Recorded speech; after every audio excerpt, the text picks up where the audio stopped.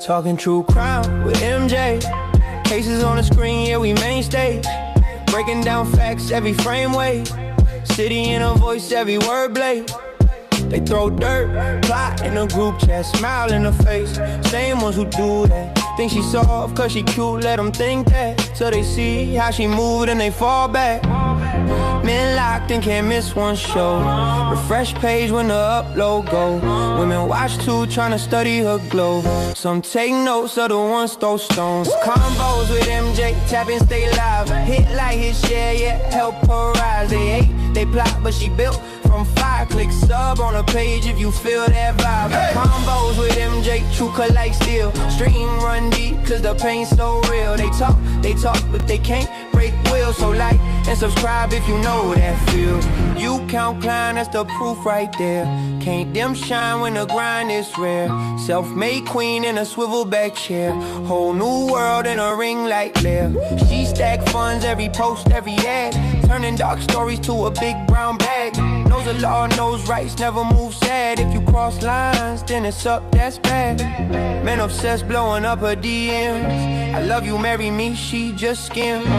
Women envy, wanna walk in her Timbs, but she stay or never trade for them. Convos with MJ, tap and stay live. Hit like hit share, yeah, help her rise. They hate, they plot, but she built from fire. Click sub on a page if you feel that vibe. Convos with MJ, true cut like steel. Stream run deep, cause the pain's so real. They talk, but they can't break will. So like and subscribe if you know that feel. All that gossip, all that noise. Can't shake poise, can't steal voice. Can't stay clean, mind stay sharp. Heart stay strong in the deepest dark. Convos with MJ, tap and stay live. Hit like hit share, yeah, help her rise. They hate, they plot, but she built from fire. Click sub on a page if you feel that vibe. Convos with MJ, true cut like steel. Stream run deep, cause the pain's so real. They talk, but they can't break will. So like and subscribe, let the fam all build.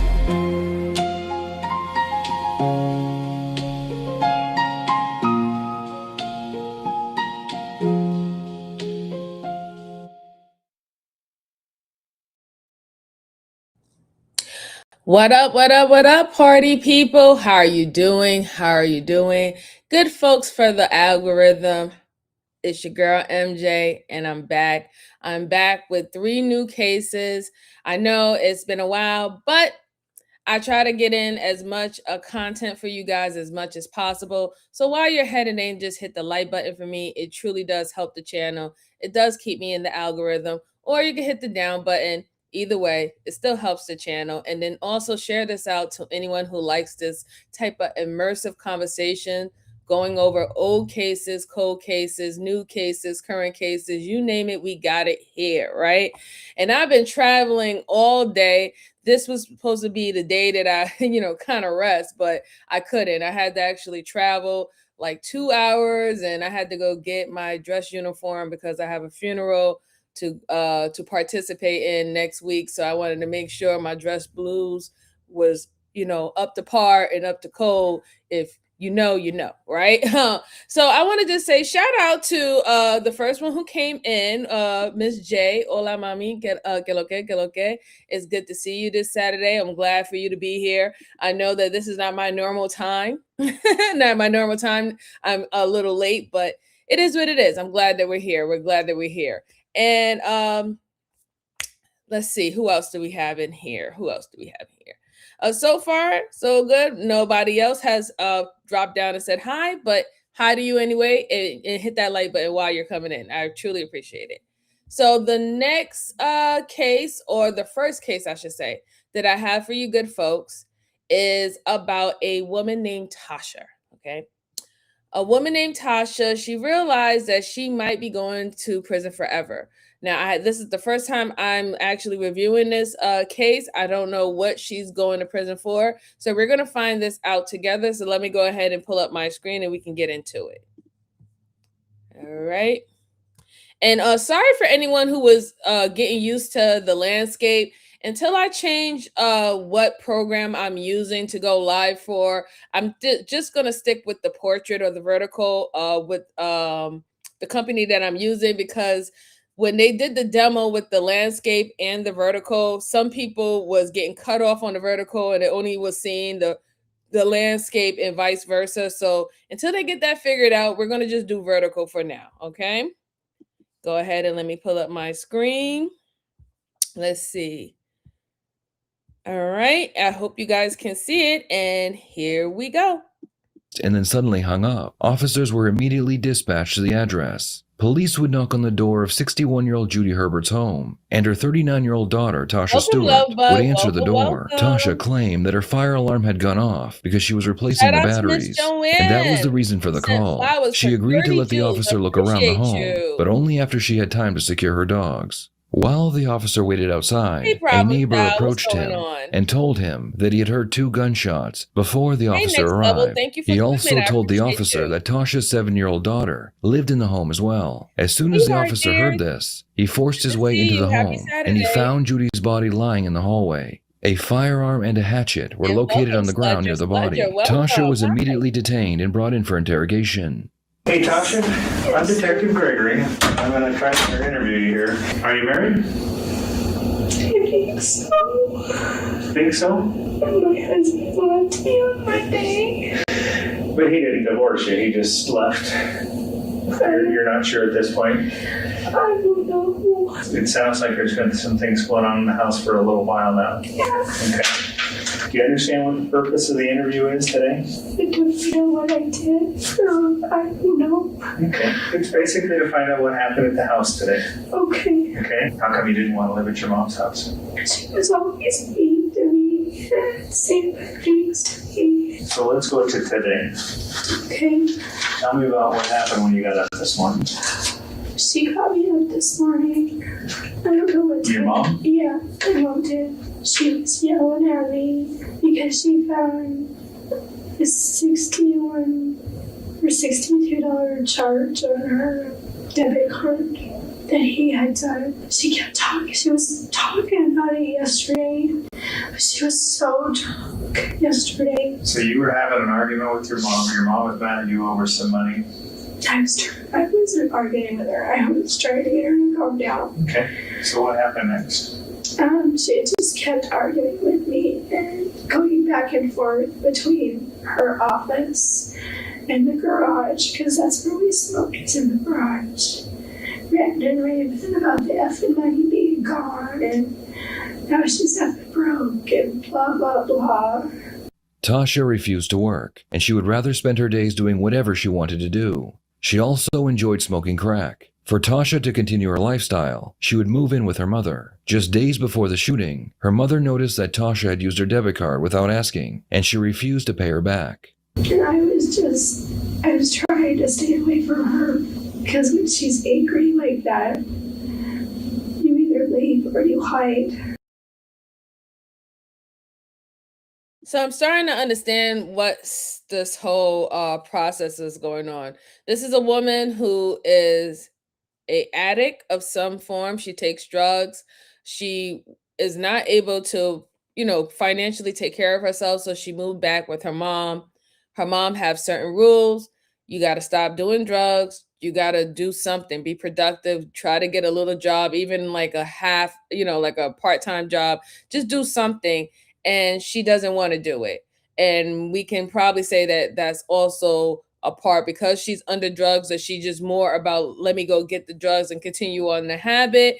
And also partially about her, just being lazy within herself, right? She never got out of the mindset that, someone is supposed to take care of her. I can probably assume that she went from her house into a significant other's house, and then now she's back at her mom's house. So she has never really even been on her own. But I do want to take into, notice to her body language, right? She's not staring at the detective in his face while she's speaking to him and she's giving her story. She's actually looking down towards like her cup. She has her hands together on her legs.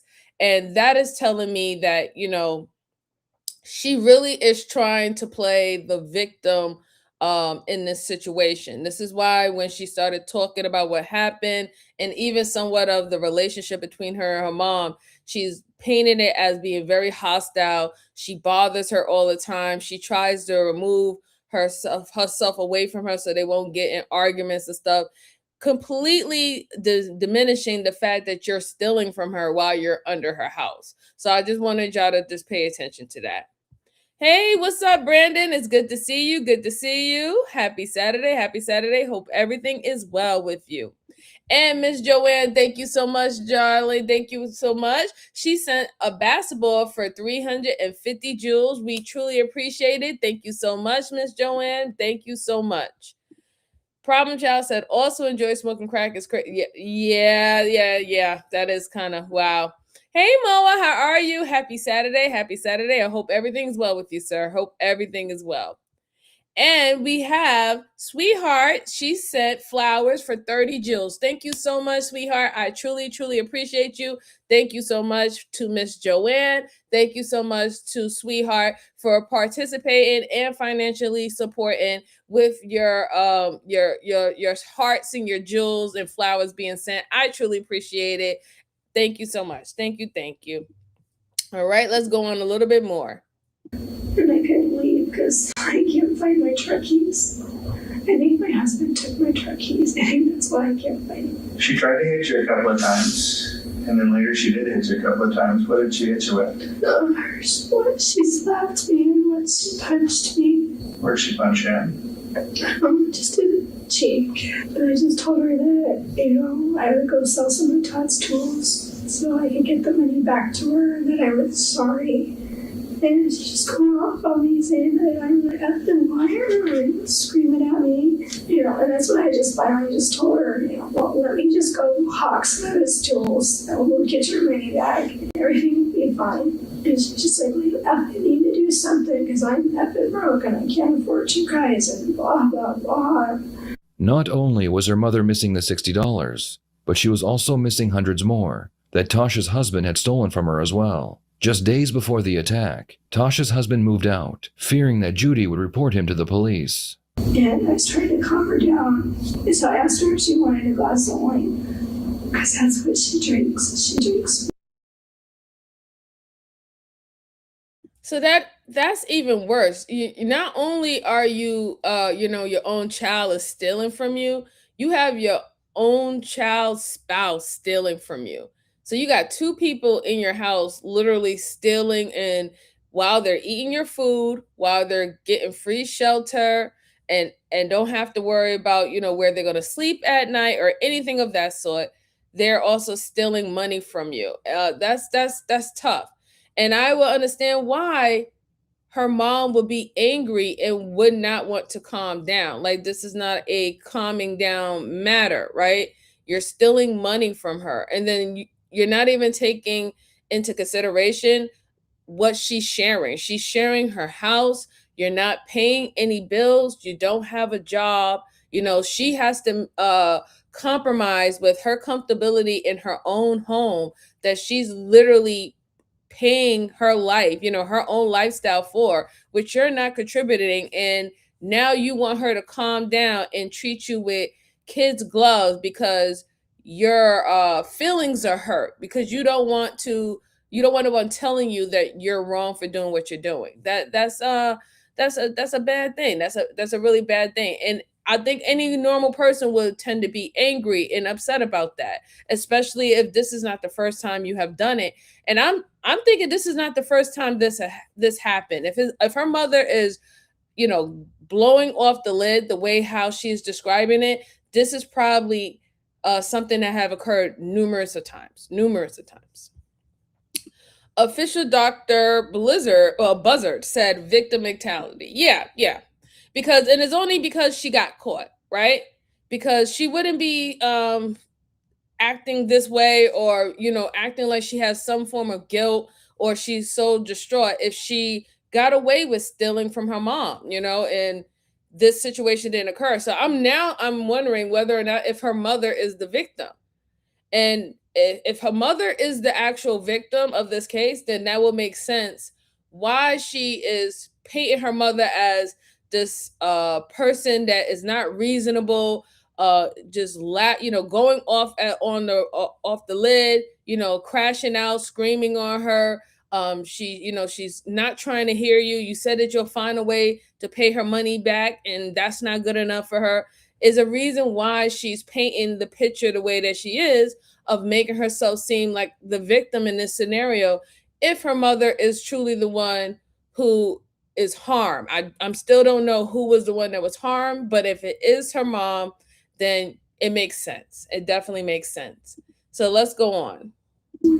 She comes back out into the garage and she grabs something and she turns around and she's got this black thing in her hand. Tasha is referring to the hatchet that was located near Judy's body when the police officer entered the home. And she tried to hit me with it.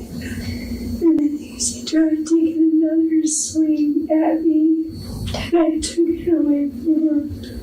And she was trying to get it back, and she was trying to grab for it. And I hit her with it, and she grabbed that black thing out of my hand.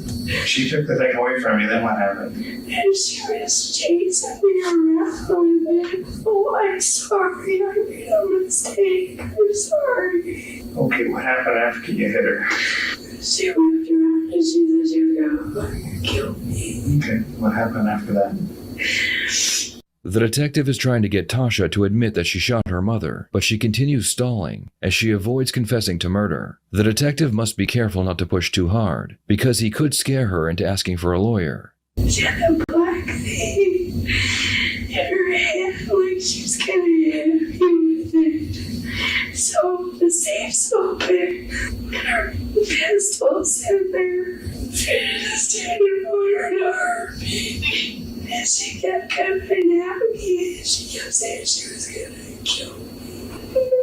I pulled the trigger and shot, but I thought I missed. Because she's still standing there coming at me with that thing, that black thing. And I just kept shooting until she didn't come at me anymore. So, your mother was so upset that you stole from her and you was trying to convince her, calm down, we'll sell someone's tools and we'll give you your money back, that she went and got an axe and then she just started to, I guess, attack you. You was able to get the axe away from her and you actually hit her with the axe, right? Then she takes the weapon again, and now she's running around the house talking about, I'm going to kill you, where you ran to her safe because you knew where she kept her weapon at, took her weapon out, and you shot your own mother. So now it's confirmed that her mother is the victim. My thing is, if you didn't want her to harm you, right? Because I mean, we weren't there, so I'm not going to say that none of that is true, right? But if you didn't want your mom to harm you and you didn't want to hurt her, then why wasn't one of the options is to leave the house, especially after the axe situation? Once you hit her with the axe and she was able to grab the axe, you should have ran outside the house. You should have called 911. Something's wrong with my mom. She's going crazy. I don't know why she's threatening to kill me over $62. Something's going on with her. You should have had left, but you didn't. You just continued to run around the house with her, and then you ran to the safe. I don't even know where the safe is, but if you had to run over to the safe, I'm sure you had just enough time to run to the front door, but you didn't. So that's where it kind of get a little sticky for me, because you wasn't scared enough for your life not to exit the house. If I'm really scared, y'all see scary movies, right? And you always see the ones who are not scared about what's about to pop out, what's about to happen. And the ones who are initially scared and they're not even trying to find out what's going to happen or who's there and who did what, what's the first thing they're doing? They're running. Right?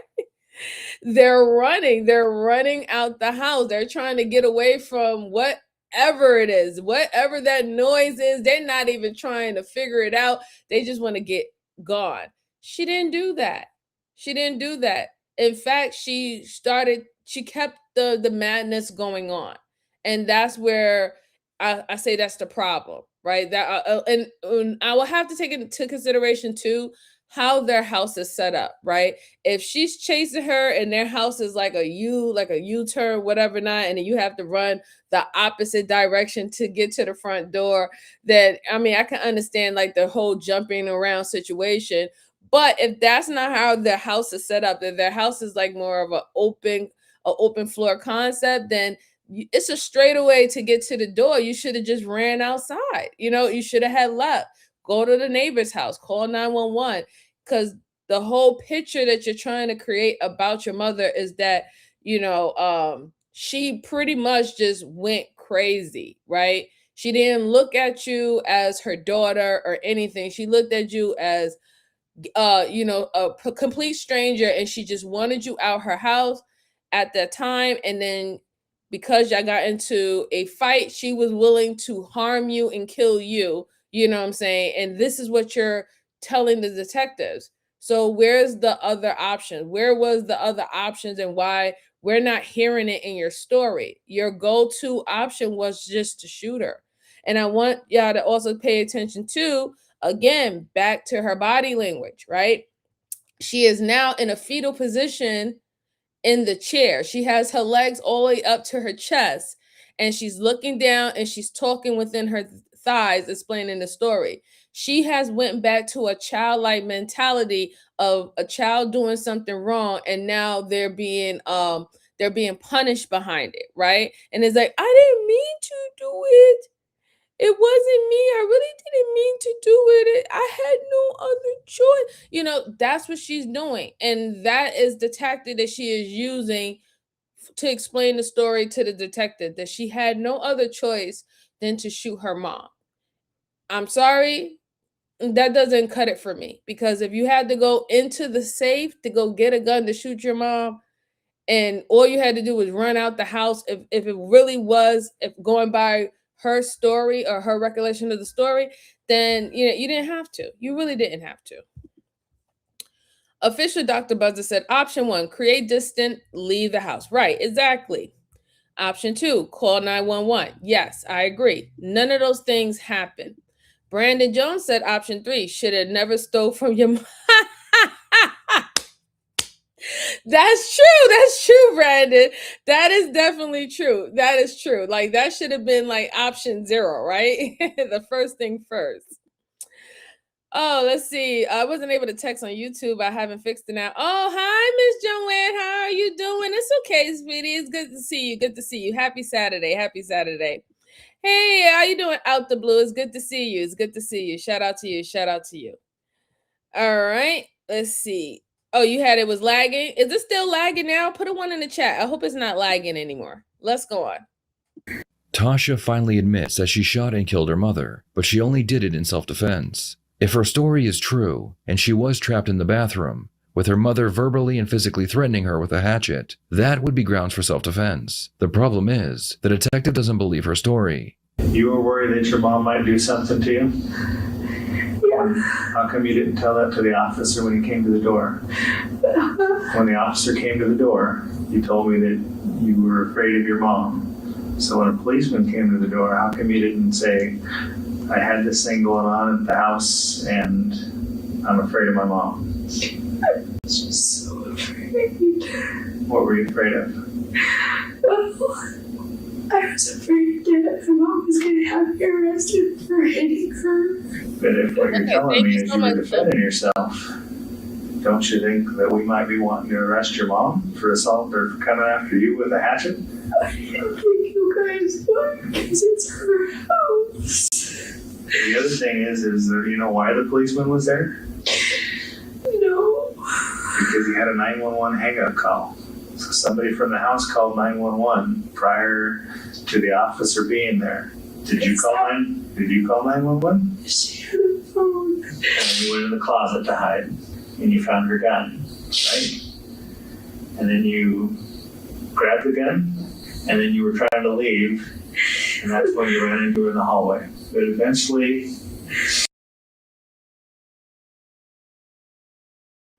now I'm a little confused because didn't they just say that she was in the bathroom with the axe and locked in, you know? So if that's the story, if she was in the bathroom locked in and her mother was preventing her to leave and threatening her life, then how did she even get out of the bathroom enough to get to the room or the closet where I guess her mother has the safe for the gun? Like how did that transition into that? Because if your mom is going crazy and she's threatening your life and she's trying to break down the door and everything of that sort, then I would hear in your story that you had to fight your way out of the bathroom and then you ran into the other room and then you hid in the closet and she tried to get into that, and from there you saw the gun and then she wouldn't let you leave and you shot her, right? That's what I would hear, but I'm not hearing that in her story. It went from the mom just out of nowhere just went and got a axe and told you to get out her house or something like that. You're fighting with her over the axe. You grab the axe from her. You hit her with the axe. Somehow, some way, she's able to get the axe again. And then she's running around the house saying that I'm going to kill you. And then now all of a sudden you find her weapon in her safe in a closet and you shoot her. That's her whole story, but it doesn't necessarily make sense. It doesn't make sense at all. So you know how I say over here, if it doesn't make sense, is most of the time is not true. She's leaving out a lot of details. I love the fact that the detective said that when the police officers was on scene, she made no mention or reference of her actually fearing for her life, right, per se, right? She made no mention of her mom pretty much holding her hostage into the bathroom where she couldn't even leave. She didn't say anything of that. So how did you get the gun? How did you get the gun? I'm still trying to figure out that transition into going into the closet and getting the gun. Or maybe that transition or the gun being in the closet is not true. What if the gun was already taken out the safe and she knew where the gun was going to be at? And I think that's where the detectives is trying to lead into and find out whether or not if that's the case, that the gun was already taken out the safe and placed somewhere where she knew where to run to get it, and to see whether or not if this was a setup to to pretty much kill her mom, and make it seem like it was self-defense. Who knows? But we'll see. We'll see. Let's see. Official said that, and the Oscar goes to no one. Right. Right. Sweetheart says she is straight lying. Yeah, I believe she's lying too. Yes, absolutely. Miss J said liar. Right. I agree. Yeah. It doesn't make sense. It really doesn't seem like it makes sense at all. Hey, Lark, how are you? Happy Saturday. Happy Saturday. It's good to see you, sir. Good to see you. All right, let's go on. You shot the gun and your mom fell down, and then the police came to the door. So what did you tell the officer when he asked you if there was any problems? I already told him no. Even though you knew that, one, you're afraid of your mom, and two, you think your mom is down because you hit her, or maybe something else. I was just trying to get him to go away. Tasha claims that the reason she wasn't being honest with the police officer when he knocked on her door was because her mother had told her that if she ever called the cops, it would be the last thing she ever did. Yeah, she actually thinks the detective is going to buy this. Were you worried that your mom might be hurt bad enough she might need help? I don't know. I was afraid to look at her. The question is why wouldn't you tell the officer that you're afraid your mom's going to hurt you? The police are right there for that purpose. Because I didn't think he was going to believe me and she was going to get me all up to jail. Good news. I get to go. You can get a smoke if you want. We can go outside and you can have a smoke.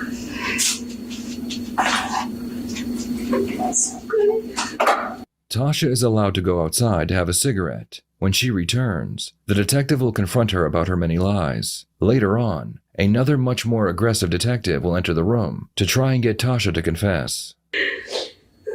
There's some things I need to talk to you about. There's some things that don't match up very well. Yes. You know that we're doing an investigation. We're going to go and we're going to search the house. Yeah. We're going to talk to your daughter. We've done that. Is she okay? Your daughter's fine. The problem is you're not telling me the whole truth. The problem I have is the scene doesn't match what you're telling me. Only a week before Judy was killed, she and Tasha's husband were in the garage when a large, heavy container fell from the rafters above and struck Judy. Despite having severe injuries, Judy was never brought to the hospital. Instead, she would sit on her porch and talk with her neighbor Ryan. She told him she believed that Tasha and her husband were trying to kill her, and that Tasha had been the one to push the container onto her. After she was killed, Ryan relayed all this information to the police. There's something else that's really bothering me here. I don't understand. I talked to Ryan. Ryan talked to your mom. And for them just saying that made my theory seem very plausible. That this was a plot to unalive her mom and make it seem like it was self-defense, that she just went cuckoo for Cocoa Puffs, right? It seems like this lady was being terrorized in her own home. Not only was, she was being like money was being stolen from her. They were literally putting things in areas where she can hurt herself, knowing that she's an older woman, right? They weren't trying to give her any help or assistance. And it makes a good point too, that when the police officers came on the scene, you didn't call you did call 911, but it was a 911 phone call that was hung up. So they went to go do a wellness check anyway. Once you get a 911 call, they start to pin your location. But within there, you didn't say, listen, something's going on with my mom. I had to defend myself. Can you come help me and see if she's okay? I know that she's bleeding. I don't know. She's not responding. Nothing. It was no trying to render aid to your mom. And I can understand why, if you're saying that your whole case is self-defense, the first thing you're not going to do is try to help the person who is trying to harm you. So I can kind of understand that, right? But if you don't really believe that your mom was right in the head, let's say you really think that your mom was just literally like crashing out, having a mental episode or anything of that sort, you would be like, oh my God, let me help my mom. You know what I'm saying? Let me, I shot her. Let me at least hold down, put pressure on the wound, or, you know what I'm saying? And while we're calling 911, and then to also hear that she has a child, and it seemed like her whole family was in the house, not only just her and the child's father, the child was in the house too. So, I mean, I'm sure they probably interviewed the children as well, if they was able to hear anything that would happen. But so far, it does seem like what Miss J have said. It does seem like elder abuse. It really does. It seemed like, she was definitely taking advantage of her mother. She was pretty much saying that she was crazy. She was pretty much keeping her isolated. They were both terrorizing her in the house and also stealing from her. So even with the neighbor now giving that information to the police officers, that before she died, she was fearing for her life. She was fearing that her own daughter was trying to take her out with her mate. That's that's very troubling. It's very troubling. It's very troubling to hear that. Let's see. Officials said parricide is the term for killing your own parent. Yeah. That's that's deep. That's really, really deep. But let's go on. We have the good cop, bad cop scenario going on. She has already admitted that she did shoot her mom. They wanted that. They needed that confirmation loud and clear that she was the one who pulled the trigger, right? Now they can bring in the bad cop to get impertinent details from her because now they need to know whether if this was actually, a self-defense situation. Was this a second degree murder? You know what I'm saying? In the midst of having an altercation, did someone lose their life? Or was this premeditated? Was this something that you was banking on and plotting on for a while?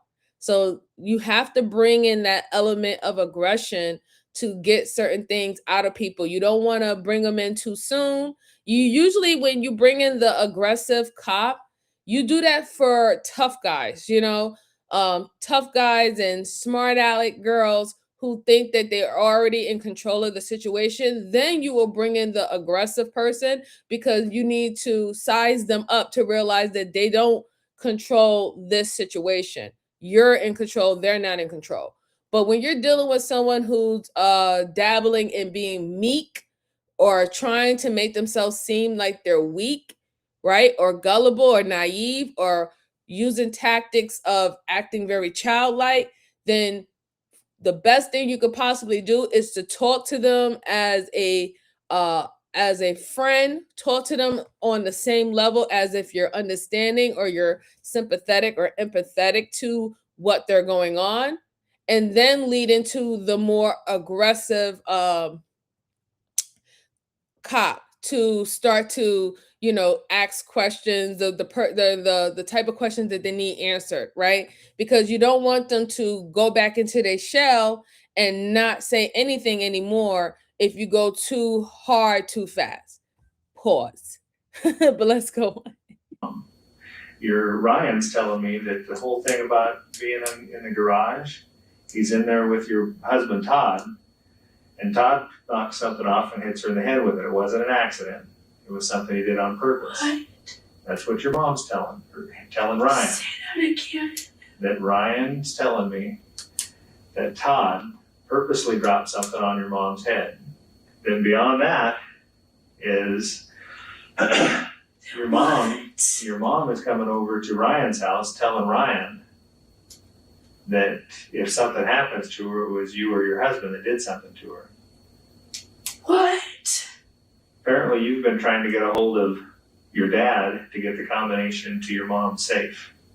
I had asked him about that for a reason. Why do you want to get into your mom's safe? I wanted to get into my mom's safe because I was trying to get her to go to the doctor, and I thought I was going to have to force her to do it. And she told me that there was that she had given me, that she had signed over a thing to where I can control what she wants if something happens to her. And I thought there was something wrong with her, and I wanted to make her go to the doctor. The police would find out that that don't make any sense. That was oh my goodness, that was such a tattletale lie right there. That doesn't make any sense. If you felt that something was going on with her, let's say physically or mentally, you can take her to the doctor. You do not have to get into her safe to go to her doctor. In fact, if you needed her medical records, if you think that's where her medical records were, you don't need that. You go with her ID, and she can actually ask for her own medical records, right? But what I think that she was trying to say, and she did a horrible job doing it, is that she was looking for paperwork that says that she is her health proxy. She was looking for a paperwork that gave her the right to make decisions for her if she's not in the right state. I don't think her mom has conservatorship. Yeah, I don't think her mom would ever put conservatorship in this woman's hands, right? Especially if she already have issues with this woman stealing her money now. Why would her mother give her those type of rights over her life? I don't see that happening. So yes, I do believe that she was trying to say that she was trying to get the forms of her as the health proxy. But you don't even have to go on her safe to do that. You can file for a health proxy right there in the hospital with her. Right there. They'll do it right there. Shoot, they'll do it at her hospital bed. Like, okay, this is the paperwork, and that's it. No, you was trying to get in her safe to see what she had in it. You was trying to get in her safe to see if she had life insurance, if she had anything that you would be the beneficiary for. That's what you was looking for. That's exactly why you was calling your dad, trying to get that password or whatever her code is for her safe. But you don't want to you don't want to say that. You don't want to say the truth. You think that these detectives don't know that you can do all that in the hospital? If she doesn't have the form in the house, you can do it in the hospital. If she's having an emergency situation, you're the next of kin. You're there with her. They're going to leave with you. They're going to be like, hey, what do you want us to do? A, B, C, and D. It's sad. It's really, really sad. Official said that was a super pause. Yeah. Yes, yes, Miss Jalen, I had to say pause. I did have to say pause. Liar. Yeah, liar. Yeah, it is horrible, Brandon. It's really horrible. But let's go on. Let's hear what else they have to say. Tasha had secretly set up a camera in her mother's closet that faced her safe. Her goal was to record her mother typing in the PIN number so Tasha could gain access to her mother's money and her personal belongings. The next thing I know is that you had a contact with Bogey, your dad, telling him that your mom is no longer alive and that anything that belongs in that safe belongs to you because your mom's not there anymore.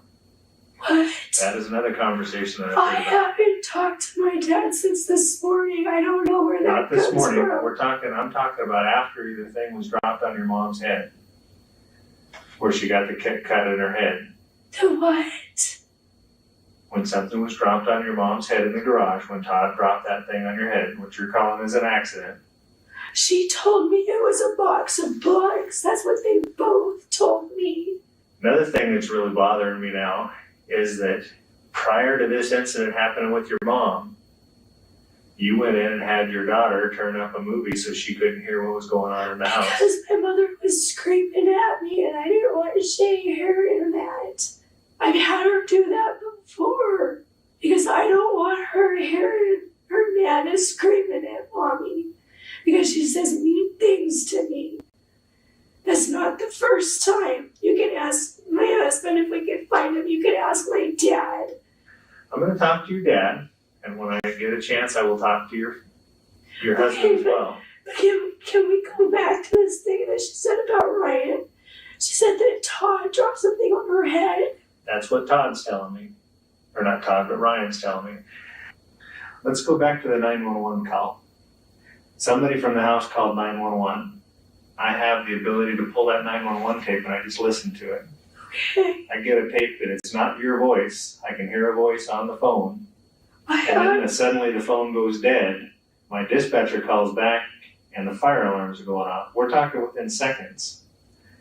So you've got the phone at this time and you're answering the phone after it rings a couple of times. And at this point, you've shot your mother and you're not telling them. You're telling them that there's no problem there. I didn't know who it was. Sir, I don't know if I dialed 911. All I know is I had a phone in my hand. Now, I'm not saying you dialed 911. I think your mother dialed 911. Well, here's what my thinking is I'm hearing that you're trying to get into a safe. You're trying to get your father to give you a combination to that safe. But did you talk to him? Not yet. I'm just going off what you're. I'm sorry. Shorty is diabolical. The fact that they got all that information, it's a wrap. She's toast. She's so toast. She was literally torturing and terrorizing her mother. She was setting her mother up, trying to steal her money. And I think the reason why it came down to the incident of her mother losing her life by being shot by her own daughter is because y'all really wanted that money in the safe. And you was trying to force her. And she said, no, I'm not giving you the code or whatever not to get in my safe and everything. And you did this. You purposely did this to your mother. I don't think it was self-defense at all. Especially the fact is now with the 911 call, when I was talking about how the 911 call hung up initially, I can see it being the mom calling for 911, and then you shoot her. And then when they call back because the phone disconnected, you're pretending like nothing ever happened. And you think that they're not going to figure it out that your mother died at that time. But like I said, when they look at the body, they examine the body, they can find out within how many hours or how many minutes have this person died. They find those things out. And then they're going to match it with the timeline when the phone calls happen. Like, this is how they break the situation down. That's bad. That's crazy if your mother was trying to get away from you and she's calling 911 and you shoot her before she calls 911. And then when the dispatch come, you're like, "Oh, nothing's going on." But they decide to come and do a wellness check anyway. And then now you paint this whole picture that you're a victim and my mother came and attacked me. That's crazy, man. Lark says she did what now? You heard her? You seen it? You hear what's going on? You hear what's going on? And she really she really wants them wants them to believe her story. But it does, like, the guy Todd don't have no reason to lie. He has no reason to lie and make this up to make you seem like you was terrorizing your mom. He has no reason to do that. But let's go on. You're telling me. Okay, you need to talk to him. I will talk to him. I But want listen you to to me. take her to the doctor. Well, listen to me. You're telling me that she's got two things in her hands. She had something else in her hand. What? She had a manila folder. No, that Probably was the- mine. I had that. You had that in your hand? Yes. Then how did the bullet hole get in it? She ripped everything off me. She grabbed my bathrobe and was pulling me down. I had that. Then how does a bullet hole get in it? Yeah, I agree with you, Miss J. These addicts, boy, they don't even understand how they sound. If there's a bullet hole in the vanilla folder, that means that your mother was holding the vanilla folder when she died. There's no bullet hole in you, so you were not holding the vanilla folder, right? So then that also goes against her saying that her mother had two items in her hand, the axe and the supposed gun, right? She didn't have that in her hand. And it makes me believe more that she probably never had the axe in her hand either, right? She doesn't make any sense. He's asking her very clear. How did a bullet hole get in the manila folder if your mother is the one that's shot and not you? You're saying that you had that. Okay, so if you had it and you're saying that she took it out of your hands, that means that at that point, she didn't have the two items that you said that she had in her hand to make it seem like you had to shoot her because your life was in danger and she was swinging axe and bats and guns all in your face and you're running around the house trying to get away from her. No, that's not what happened. It's crazy. Her voice is annoying me. Yeah, her voice is annoying because she's trying to make herself sound innocent, and she's trying to make herself sound very desperate, and that, she's doing that whining type of talk. So that's why it's like, it feels it sounds like nails on a chalkboard to me, right? A little bit, because she's trying really hard to make the detectives believe that she never meant for anything like this to happen. She never meant to hurt her mom or harm her mom. Her mom needed help. She was having mental issues. And all she's been trying to do is just help her poor mom. But it got to the point where she had to now to defend herself. Man. Miss J said, right, child, like, Yeah, let's go on. I don't know. Was it when she took everything out of me because I had the axe in my stuff in or you said it was an axe, right? I didn't say. Yeah, you did. Okay. Well, you just told me that you had an axe. So where did you get the axe from? The black thing, you said it was an axe or a cleaver. What did you say? I'm going with what you're telling me. I thought that's what you said. Where did this black thing come from? I had it in my hand because I took it away from her. Okay. And she had grabbed me and she was trying to pull me back. And I fell. It started falling and she ripped it out of my hand. Okay, now she's got the axe. And now she has it.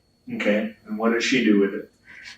She said she's gonna kill me now because I put her on the head. The goal now is to show a jury that what Tasha did was not self-defense. There must be imminent threat of serious bodily harm or death. Deadly force is only justified against deadly force, meaning you can't shoot someone for punching you. The person must be unable to safely disengage and leave the situation. And lastly, most people will lose the right to self-defense if they started the physical confrontation or they escalated a verbal argument into violence. You're telling me that she's coming at you, threatening you, but in her hand. I'm actually very happy that the video essayist broke down the 4 elements that's needed in a self-defense case, because a lot of people do believe that, they can harm people, however they feel like, even though it doesn't match the type of harm that was given to them, right? And they think that that can be excused away. There's many of people who also do believe that they can start altercations with individuals and then now play victim because they're banking on the person being the aggressor. So now it's all, free game at this point, right? It's free game for me to do whatever they want. The reason why that doesn't work is because you can always, in the situation, you have to find a way to exit the situation, right? If there's no other way for you to get out of the situation, then yes, you have to fight, right? But there's a reason why we say flight or fight, right? And normally flight is the first thing that most people want you to do. If you don't want to be in this particular equation, remove yourself. If you can't remove yourself, then you go ahead and you do what you have to do to survive. She has not displayed any of that situation. Like I said, she never tried to run. She didn't even call 911, right? It wasn't even her. She had the axe in her head. She had already hit her mom. So she participated in the domestic violence that was going on in the house. And to their assumption, they believe that she was the initiator as well as the aggressor. So none of the elements falls in her scenario, even though she's trying to say that she was in a self-defense situation against her mom. She didn't know what was going on with her, and everything that she did was within self-defense. And it wasn't. Brandon said this acting is bad, like a Tubi movie. Not a Tubi movie. Hiya, how you doing, Turtle? How you doing, Turtle? Turtle is. How you doing? Happy Saturday. Let's go on. She's got a manila folder that you asked her to go get out of the safe. Yeah, we were gonna take it in the kitchen and look at it. I thought. That's a good line, DJ Green. Shut up, you. Happy Saturday. But it doesn't look like self-defense because you shot her through the manila folder that you asked her to go get. I'm hearing from a third-party source that tells me that you've been trying to get the combination to get into that safe. I only asked for that once, and I wanted to take her to the doctor after that thing fell on her head because there was something wrong with her. One, you're telling me that she's coming at you with a club and a phone. You said. I've got a 911 call. Okay, is that tape on? It's still on. Okay, because you said an axe or something. Tasha, I'm thinking it's a black. I've got a 911 call and probably your mom's voice on the phone saying something about give that to me, or somebody saying give that to me. The phone goes dead. My dispatcher calls back and the fire alarms are going off, which means that you already fired off the shots. Is that why they went off? Yes. It was weird. But you're telling the 911 dispatcher that there's not a problem there. You get a phone call from Ryan. I was scared, sir. Ryan hears 2 rapid fire gunshots and then another one. 2 or 3. I don't know. This is what he's telling me, that that happened. So he calls over there to find out if everything's okay. And I told you what I said to Ryan. And you lied to him. I did. That tells me somebody's trying to cover something up. I was just afraid, and I was trying to get the alarm things to go off. Did you think that maybe your mom might need some help? I mean, if this was just some accidental type thing or something like that, don't you think that it was, a time that your mom might need some help? I thought I just knocked her on the head. Okay. A police.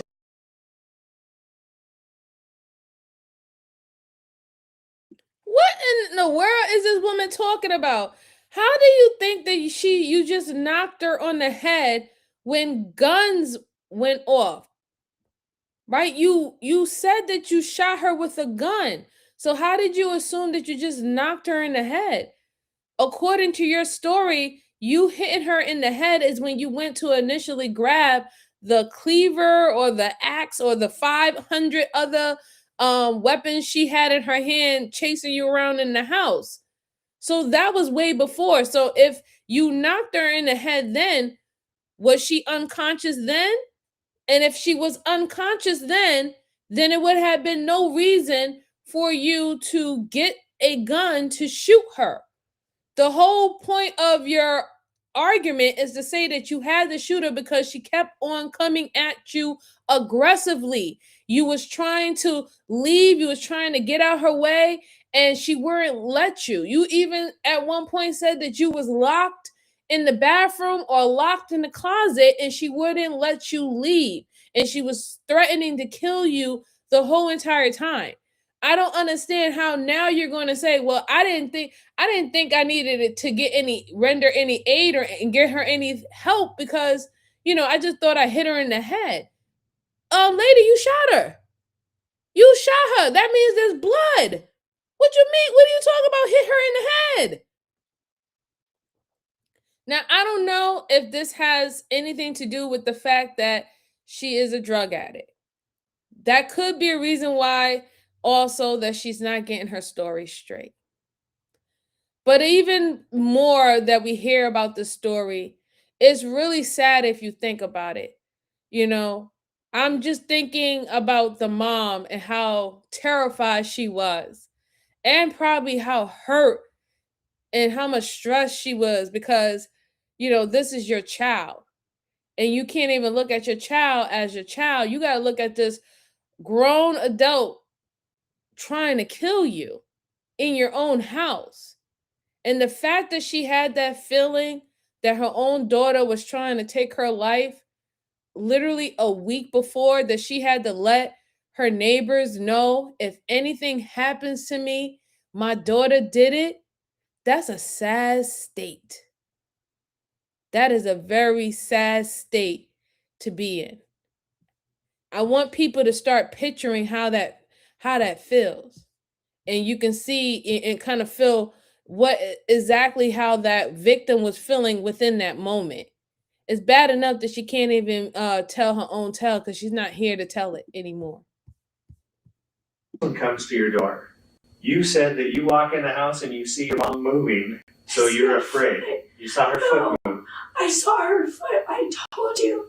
When he came to the door, I told him that everything was okay. I just wanted him to go away because I was afraid that if she got back up and saw him, that she was going to have me arrested for hitting her. When you do things like that, it makes guys like me think that you're trying to hide something. I'm not trying to hide anything. Okay, what was your plans at that point? At what point? The point that Brian's calling you and he's telling you that what he's hearing and you are telling him that there's no problem in there. What are you going to do? I'm just trying to get everybody off the phone so I could shut the alarms off.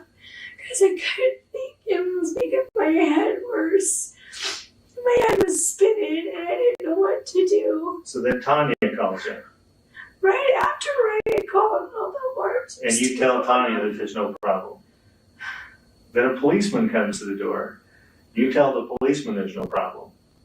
Now, if all this time you're afraid of your mom, you're afraid your mom's going to hurt you. Okay, I just wanted the alarms to go off so I could wait for her to wake up. Tasha claims that despite attacking her mother with a hatchet and then shooting her 3 times, the reason she lied to the police was because she was waiting for her mother to wake up. That seems like a reasonable explanation. There are so many things that make it look like it's even something that you had planned out. Not her shooting her 3 times. God, Oh my God. I would never kill my mama. I should have But you understand what I'm seeing here. I mean, it looks like you have planned something and then did something because one, you're telling your daughter to go in your room and turn the music up or the movie up or whatever that is. Well, let me finish. After that, you've got something happens with your mom and your mom gets shot. You tell me that it's self-defense because your mom was coming at you with a club and something else that was in her hand. It doesn't appear that that happened. That's how it happened. Well, you know, like I said, we'll be checking those type of things out. The other thing is you go into her room, into the safe that you ask her to open up so you can get this folder, and you're saying that's where you get her gun. She left it open. Okay, she left the safe open because you asked her to go in there and get something. Yeah. You guys get into this big fight. Why don't we think to call for help? Why didn't you think to call 911? I wanted to. Sir, last time she hurt me and I told her I was going to call 911. She told me that was the last thing I was ever going to do. And you say that she's hit you. Yes. Okay. I don't see any signs of where she hit you. You're saying that she punched you in the face. She punched me in the jaw. Okay. I don't see any kind of mark on your jaw. Tasha spends the next 20 minutes drawing a map of her house and trying to explain how she felt her life was in danger. After many lies and contradictions, Tasha eventually gets to the part where she pulled the handgun out of her mother's safe. I was in the closet. Okay. I realized I was trapped. Right. That's why I took the gun. So I thought, maybe if I couldn't get fire, I could just show it to her and she would just leave me alone and let me shake home and just walk out. Because I was trapped in there and I was afraid. And she's coming down the hall because I was going to go out that way. Because I saw that she wasn't in the bedroom. And so I was going to get out and I was going to grab Ladybug and we were just going to leave. Okay, when did the gun come out of the bag? I think I took it out when I realized that she was still coming at me and she wasn't going to stop. So you're there next to the bed and she's still coming. Where is she at when she's still coming at you? Tell me what you see coming down the hall when she's coming down the hall. Tell me what you see. See her. Now you see her in the hallway and you're standing next to the bed coming out like you're going to go get your daughter. Then what happens? She was just coming at me and telling me that she was going to kill me. Okay. And what do? I just told her to just go away and leave me alone and then not hurt me. Okay. And she just kept coming at me. I took the gun out and fired it.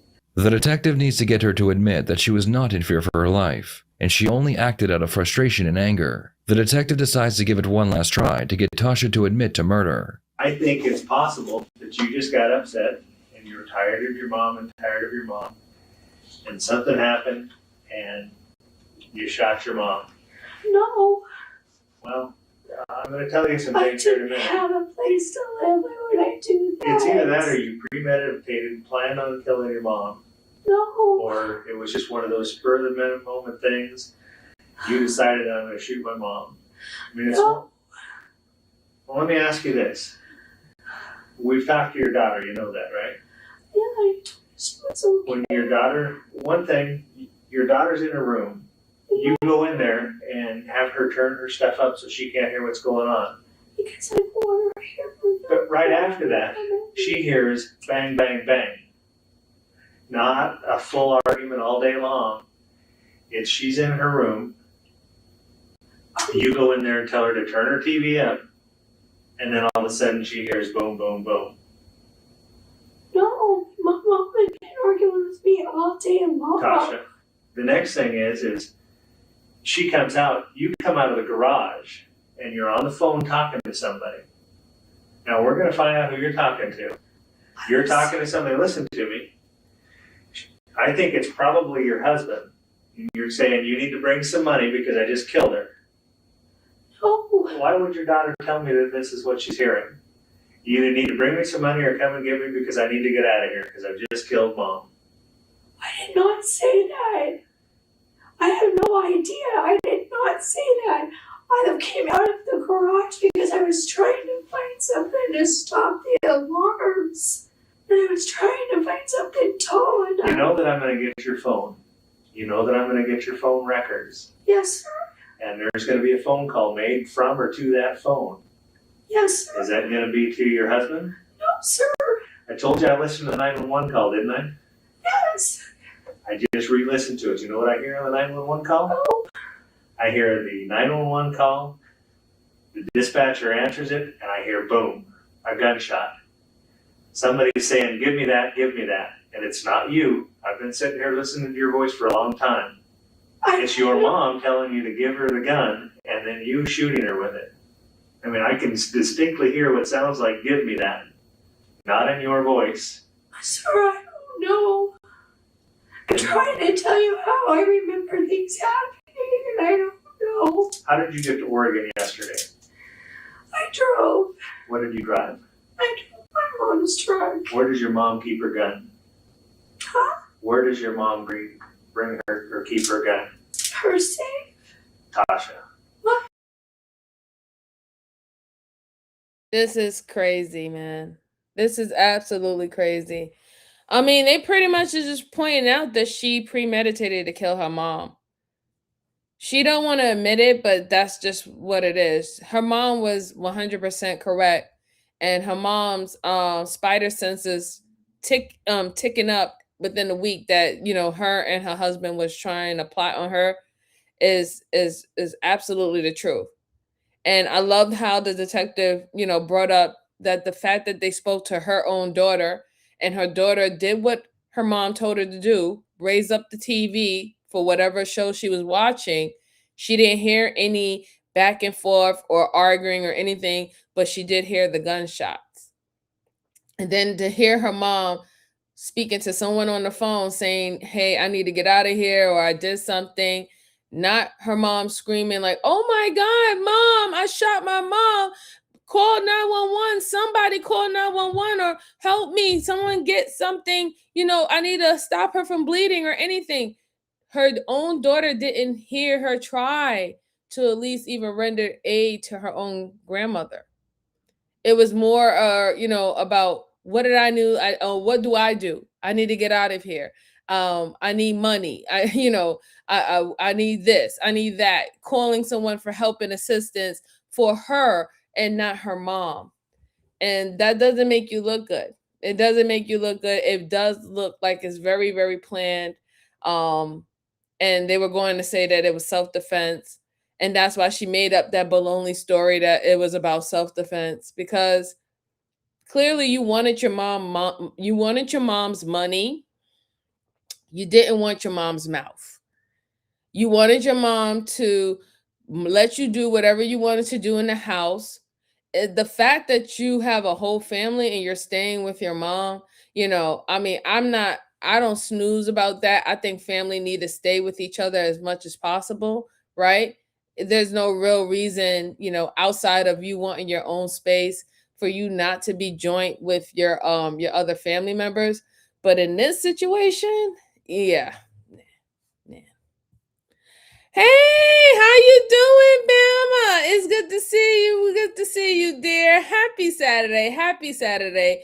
Yes, everything is going well, sir. Everything is going well. I hope everything's going well with you, Bama. I hope everything's going well. And tell your daughter, Bree, I said, hi, Bree. How you doing, sweetie? Happy Saturday to you. Thank you. Thank you.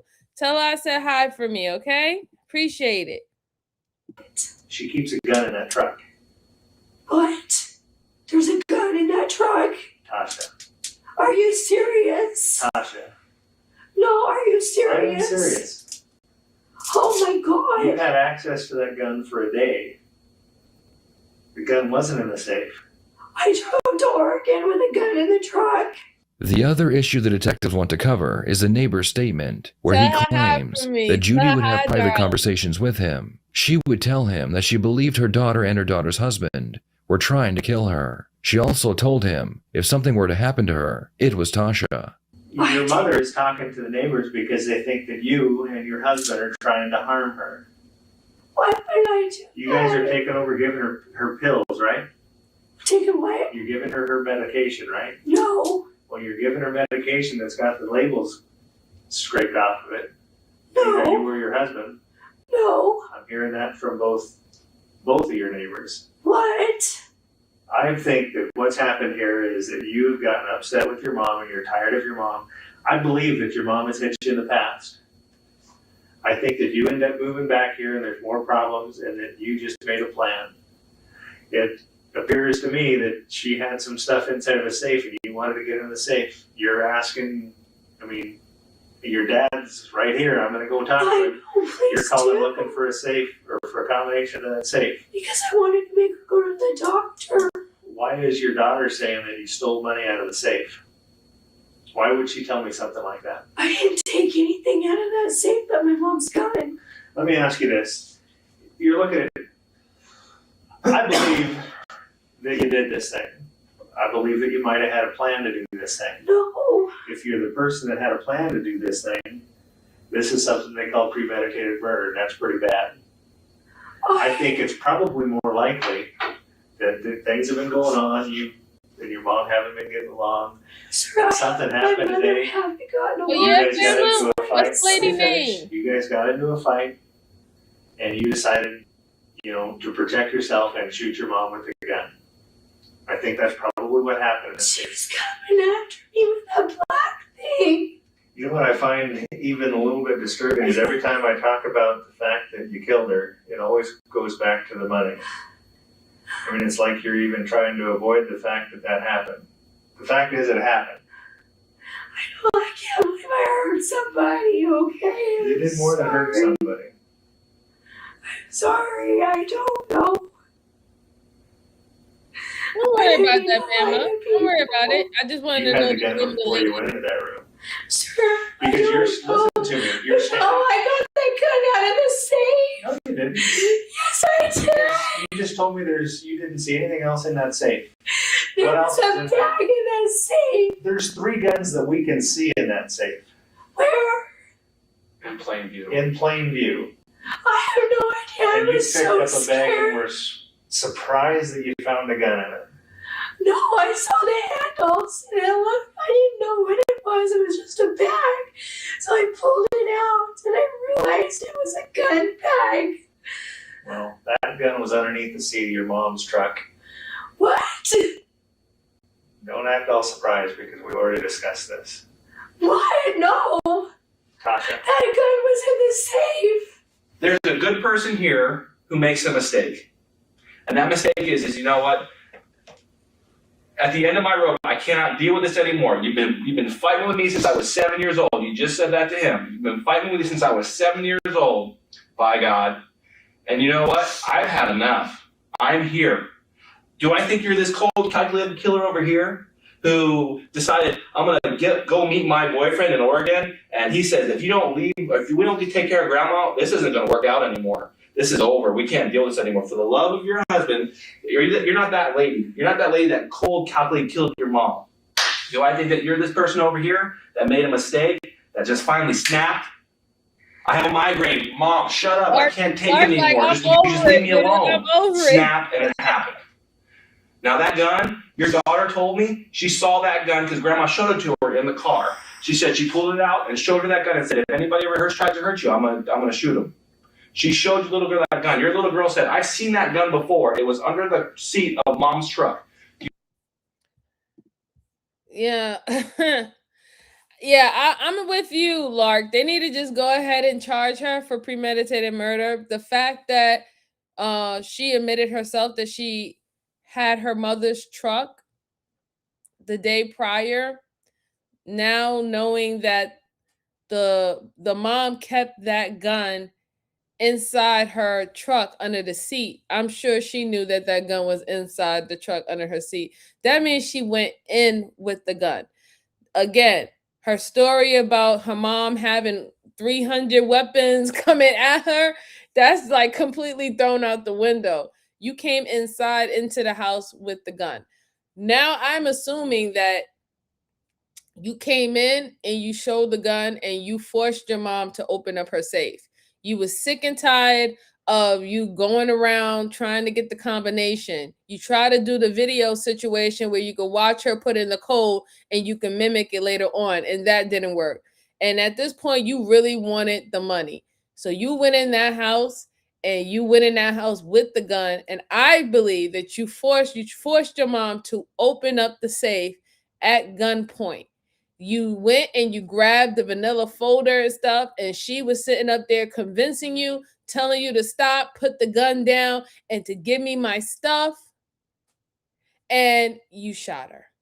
That's what I truly believe. I truly believe that's exactly how it happened. You came in there already in your mind that you was going to do that. This is why you went before anything happened with your mom. You went and you told your daughter, hey, stay in your room and turn the volume up. Just stay in your room and turn the volume up. It's that's bad. That's really, really bad. Bama said Corey Russians. Oh, okay. Okay. All right. Thank you. Thank you, Bama, dear. Thank you. I appreciate it. All right, let's finish this out. So, we're already towards the end. She's cooked. There's nothing else to see. Let's just see what she gets. You took that same truck to Oregon. You had access to that firearm. That firearm was not in that safe. Let's stop talking. Stop. That firearm was not in that safe. You're telling us that you grabbed this bag that you don't know what's in it. It has two handles. It's just suspicious. You grab this bag with these handles, and then you decide to open it, and there's a gun in it, and then you shoot your mom with it. But that bag wasn't left there. The bag was outside. The bag wasn't in that room. Do you understand what I'm saying to you? There's a lot of issues that we're dealing with. Do I think you're this cold, calculated killer? No. Did you snap? Probably. And what I'm trying to figure out is why all of a sudden are you going to try to say that, and when we're hearing that your little girl's telling us that mommy took money out of the safe to go see daddy, and grandma was mad that you took money out of the safe? Hey, bro, it's good to see you. Little girl's telling us all this stuff. Happy Saturday. And then we listen to the 911 dispatch tape. This is exactly what's on the 911 dispatch tape. Okay? Ring, 911, bang. We know you shot her. You told us you shot her. Okay? She's on the phone with 911. Why? Not because she's chasing you around the house with a hatchet, but because she's trying to protect herself with that hatchet because you got a gun, girl, and you're pointing at her. So she calls 911. And then all of a sudden, bang, you shoot her. And then when they call you back, they call you back, you are not calm, cool, and collective. You're going through some emotional stuff, sister. You're barely keeping it together on that call. And you tell them, I'm just changing the batteries. And then click. Is that what I said? Okay. I couldn't remember. Is that what you said? Because you just killed your mom. You just shot and killed your mom. And you told somebody on the phone. Thank you. Everybody go holy crap, I just shot my mom. Bro. Not Easy channel is a good channel. Bang. That's 3. I didn't know I did it. I pulled the trigger 3 times. So here's the problem that I have. If this woman is chasing you with a hatchet around the house, thank you so much. Shout out to my bro. No Captivity with Freezy with the $20. He said, love you, sis. Share. Thank you so much. I truly appreciate you, bro. Truly, truly appreciate you.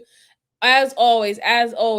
Again, everybody, please go and support my brother, No Freezy. He has a great channel. He talks about many different topics. Right now, he's on his series bag right now, and it's really, really good. So if you're into, dabbling into series and talking about things that we need to talk about, and also getting scriptures in the mix of that, go to Freezy channel. He's really good for it. Shout out to you, and thank you so much, bro. I truly appreciate it. Thank you so much. Let's see. Bama said, girl, give it up. You guilty. Right. Exactly, Bama. Thank you. Exactly. Yes, thank him so much. Thank you so much, bro. We appreciate you. Thank you so much for your support. Thank you. She says, I'm going to kill you. You come out of the closet with this bag, which you haven't opened yet. No. You might have to get out somewhere in the room where you say you pull out the gun. Big facts. Big do you facts. Toss the bag out into the hallway and then shoot her when she's coming in? Or do you manage to get out into the living area, then you pull the gun out and have this conversation, and then you shoot her and she falls into the room? No, sir. Because I'll be honest with you, no, we got the best. Listen, stop. We got the best crime scene team in the world coming into this. They're gonna come down, okay? That's fine. And if they find that you stood over your mom and popped her, no, I did not. What is that gonna look like? And if your mom was chasing you and she was scared, and if your mom truly was gonna kill you and she was chasing you, why would she call the police? If I'm gonna kill Brad, I'm not gonna call the police. I'm gonna kill him. I don't know. I'm not gonna call 911. Did you call 911? Sir, I don't know. Did you call 911? I don't know. That's what I'm trying to tell you. And I'll tell you what, I'm gonna go over and talk to him. Please talk to me because... Tasha, I would love to talk to you, but you just said you're lying to me. No, I'm not. At some point, you need to tell the truth. The evidence is going to tell the truth. And it will show I'm not lying. Well, did you murder your mother? No, I didn't. Why would I? Have you ever been Yes, diagnosed you did with murder a your mom. mental problem? What is she talking about? Bipolar? No. Have you ever used narcotics like meth or cocaine or anything like that? Do I really have to answer that? That's a yes. You don't have to answer anything, but I'll take that as a yes. Heck with it, we're being honest. Yes, I did when I was a kid. How long were you using meth when you were that age? Oh, I never used that. No, What did sir. you use? I used to do crack and coke every once in a while. I'm not going to find anything in your system other than the legal drugs that you're taking, correct? No, sir. In the end, Tasha was sentenced to 45 years in prison for murdering her mother. Her husband was charged with attempted murder for the incident that took place in the garage, but he would be found not guilty due to lack of evidence. What are your thoughts on this case? Was it murder or self-defense? Was her husband involved? Please share your thoughts in the comments below. Serve her right. You murdered your mom, and you murdered your mom because you're an addict. You got fed up with her, and you figured, I just need to get the money. I need to get my fix. And you literally set it up for you to be able to take your mom's life. The fact that you even did that while your daughter was in the house, and you told her to, raise her volume up while you're unaliving her mom in her own home. The fact that you was calling your father, who is obviously the ex-husband of your mom, asking him for the combination to get into the safe so you can get your mom's money. The fact that your mom had to let her neighbors know a week in advance that if anything happens to me, it's my daughter and her husband trying to take my life away. That's just crazy. I think 45 years is a good price for what she have done. She didn't care about her mom. She didn't even render any aid. And off that, it can't be an accident. Normally if you accidentally harm someone, you're very apologetic behind it. And she wasn't apologetic at all. If anything, it was more about what was me, what was my feelings. I'm the victim. She was coming at me. She was attacking me. She had 500 weapons in her hand, nunchucks and all that stuff like that. And I was just running from my life. That was her story. That was her story. And this is not a laughing matter. Yeah, but obviously I'm glad that they was able to dissect it and to realize that she was lying. And it made sense that, they did try to charge the husband because it was something that the mother said or stated to the neighbor, but there is no real proof on whether it was done intentionally or accidental, and especially the fact that the mom did not go to the hospital when the incident occurred, so she can tell the professionals, a nurse or anybody, even in triage, hey, this is what happened and this is what I believe how this happened, how this box of books supposedly just hit me out of my head out of nowhere. It just slides and hit. There's not no sliding roof in my garage. So there was no reason for that box to just tip over and hit me in the head. So someone had to actually do it. She didn't even get a chance to do that. But again, it can't necessarily be proven, so that's how he got off. But prayers to that woman and prayers to that young girl, right? Because now, she lost a grandmother. Now she lost a mom. And I don't know, the father seemed MIA as it is, so I don't know what to tell you about that. All right, so I do have another case for you guys. Go ahead and hit the like button for me. I truly appreciate it. It helps the channel, guys, okay? And also, if you don't like it, you can hit the down button. It still helps the channel, okay? Share this out to anyone who likes these type of immersive conversations, and we have them in the chat and going over these old cases. And if you have any cases, you could do like my trusty people that come in. They give me the names of the case, or they drop it down in the comment section. I put it in my trusty book, and it will be a day that we will go over those cases that you want to review. I have a long list. I'm trying to work through the list as it goes along, but bear with me. All right. So the next case that I have for you good folks, is about a psycho killer, right? So it's a woman this time. Psycho killer realizes her life is over. Again, this is the first time me seeing this, so we're going to be reviewing it together. And it seemed very interesting, so let me go ahead and pull up my screen, and we can get into it. We can definitely get into it. All right, I hope you guys can see it. And here we go. Licia never asked why she was being detained or why she was brought to the police department for an interview. She never asked why her clothing was taken or why she was put into jail clothes. She just sat quietly in a chair, waiting for a detective to enter the room. So, you have not been charged with anything, okay? But I am going to advise you of your rights. Okay. Do you understand all those? Yes. Okay. All right. Do you know why you're here right now? I know Becca's looking for Skip. Okay. And who is Skip to you? Skip's my father, biological father. Biological father? Okay. Do you call him Skip or do you call him Dad? I call him Skip. When was the last time you saw Skip? I was going to say yesterday afternoon. Where did you see him? At the house. At the house. Mm-hmm. The body of Licia's father, Skip, was found lying at the bottom of his basement stairs, covered in stab wounds. When the police initially spoke with Licia about her missing father, they noticed blood on her shirt, so they detained her, brought her down to the local police department, removed her clothing as evidence, and put her into an interrogation room. Did you go somewhere? Did he go somewhere? Or Both. We got together about 9:15. We went to breakfast. Where'd you go to breakfast? Perkins. So was it just two of you who went to Perkins? Mm-hmm. Okay. Then what happened? We went back to the house. We continued our conversation. We watched some news. We watched a concert. I moved some stuff into the house. He left. He left with a friend. He said they were going to hang out. They were going to have some drinks, and that's it. I didn't ask specifically where. I didn't ask who.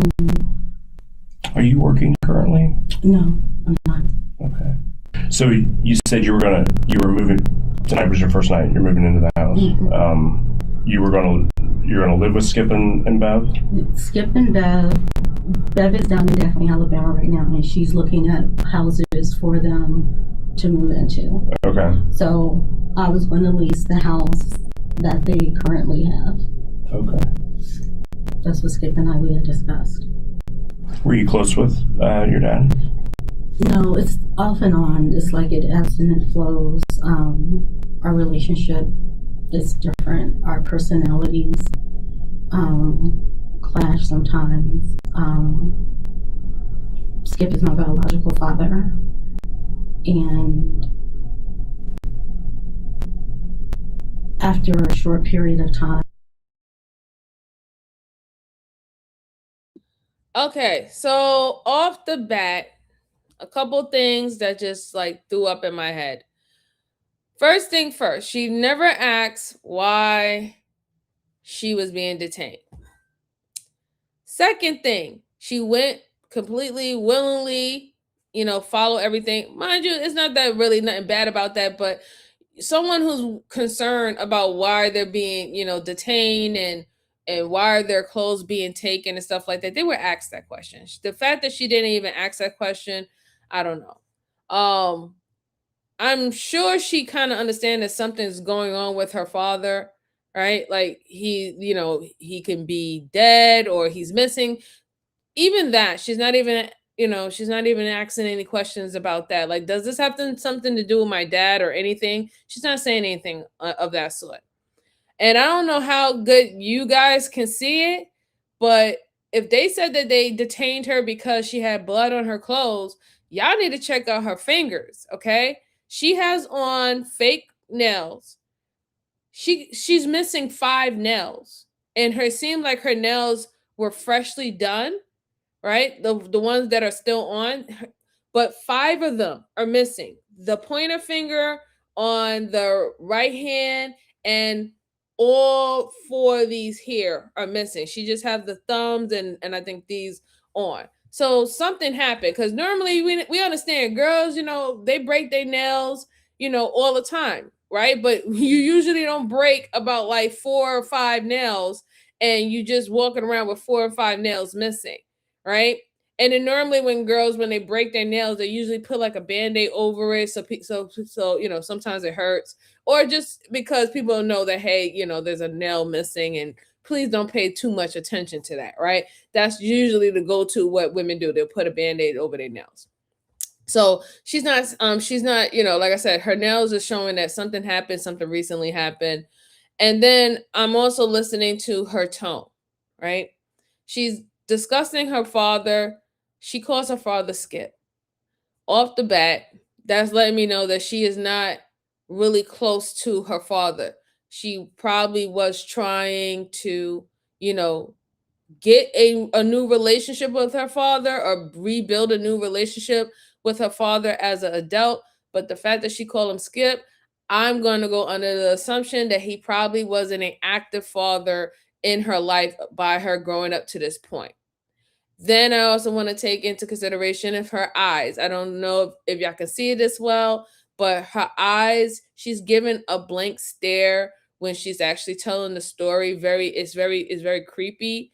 The way how she's staring and telling the story, because she doesn't really have any emotions, behind even their relationship per se, right? She doesn't really care about it. She acknowledged him as her father, but she's just saying, oh yeah, I was out. We went out, we had a conversation, we went out to eat, we came back home, we had even more of a conversation, then he left.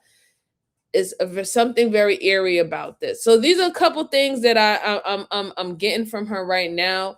Again, these are just some signs.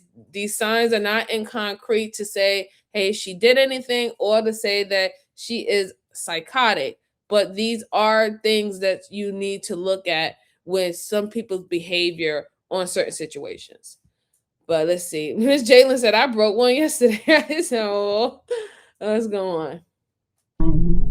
It's like he wants to parade me around, and that's not the relationship I'm trying to have with him. We're both adults, so my goal has always been to work on developing an adult relationship with him. I'm not looking for quote unquote a father figure at this point. Again, getting to know him. He's older. I'm older. Licia and her children were living in a hotel room when she contacted her father, looking for a place to live. Detectives believe that Licia's plan was to take over her father's home, so she had begun to move her belongings into the home shortly after her father was killed. Did you see all the blood in the foyer? Yes, I have hurt myself when Skip and I were moving. I tripped over the little entrance thing, so my nose was bleeding, my lip bled a little bit. I popped off a nail because I was grabbing something and lost my footing, and that was it. Popped off more than one nail. So did Bev know that you were moving into the house? I assume so, because Skip and I, we talked about it. See, today is Saturday.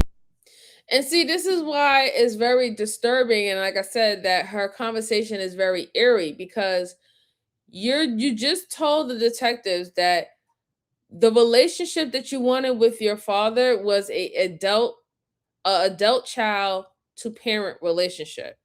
You didn't want him to act like the daddy that you never had.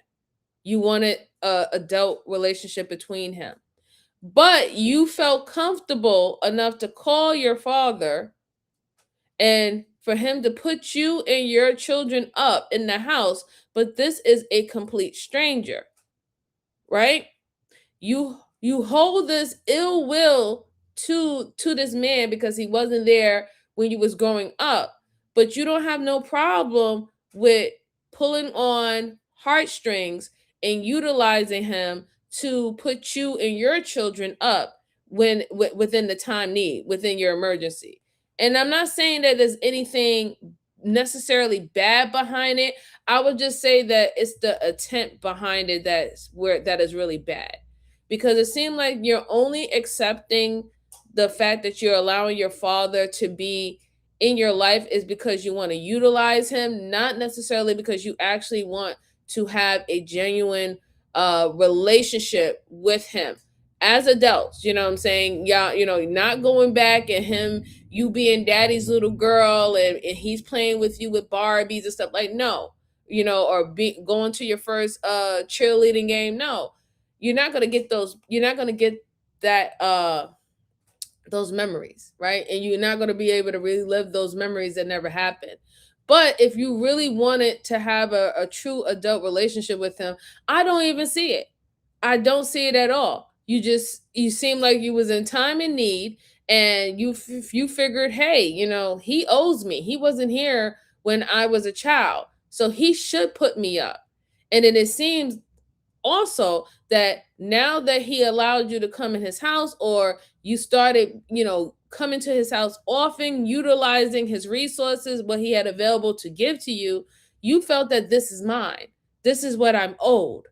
This is what I'm owed. I'm not doing anything wrong. He owes me this. And I also believe that's why she has this type of tone, as why she's speaking about, her father and their relationship, right?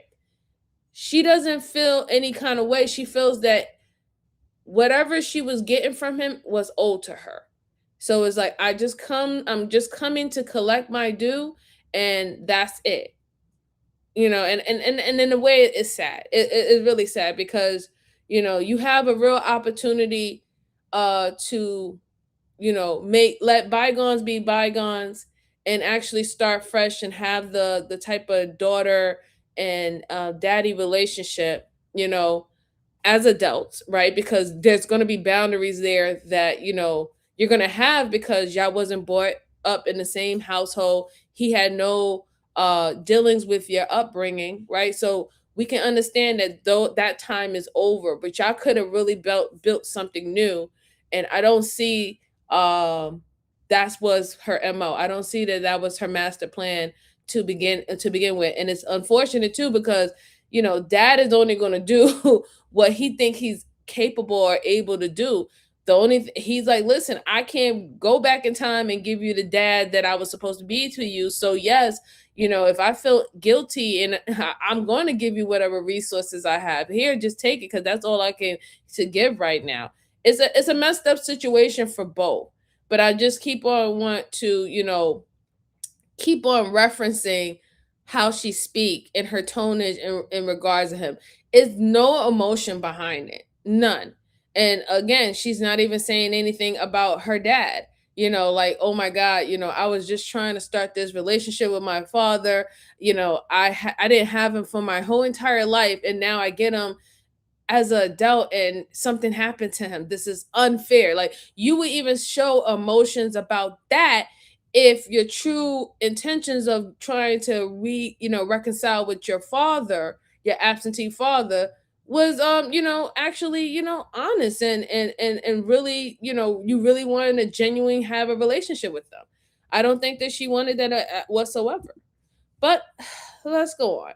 So he and I discussed it either last Wednesday or last Thursday. So when did you and Skip start talking about this house deal? Last Wednesday or last Thursday. Last Wednesday, last Thursday. Mm-hmm. So the first day you reach out, mm-hmm.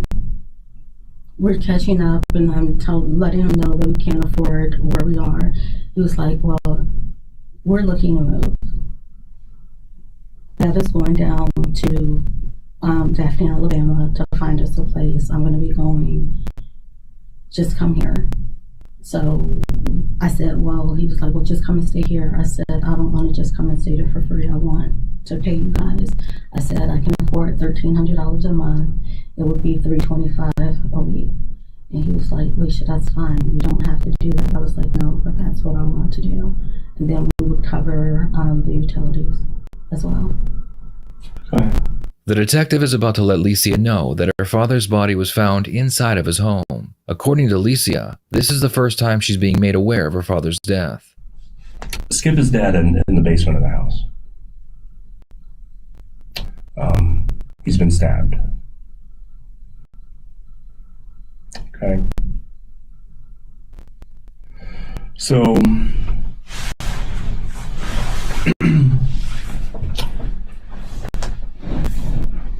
how do you think that happened? I don't know how that happened.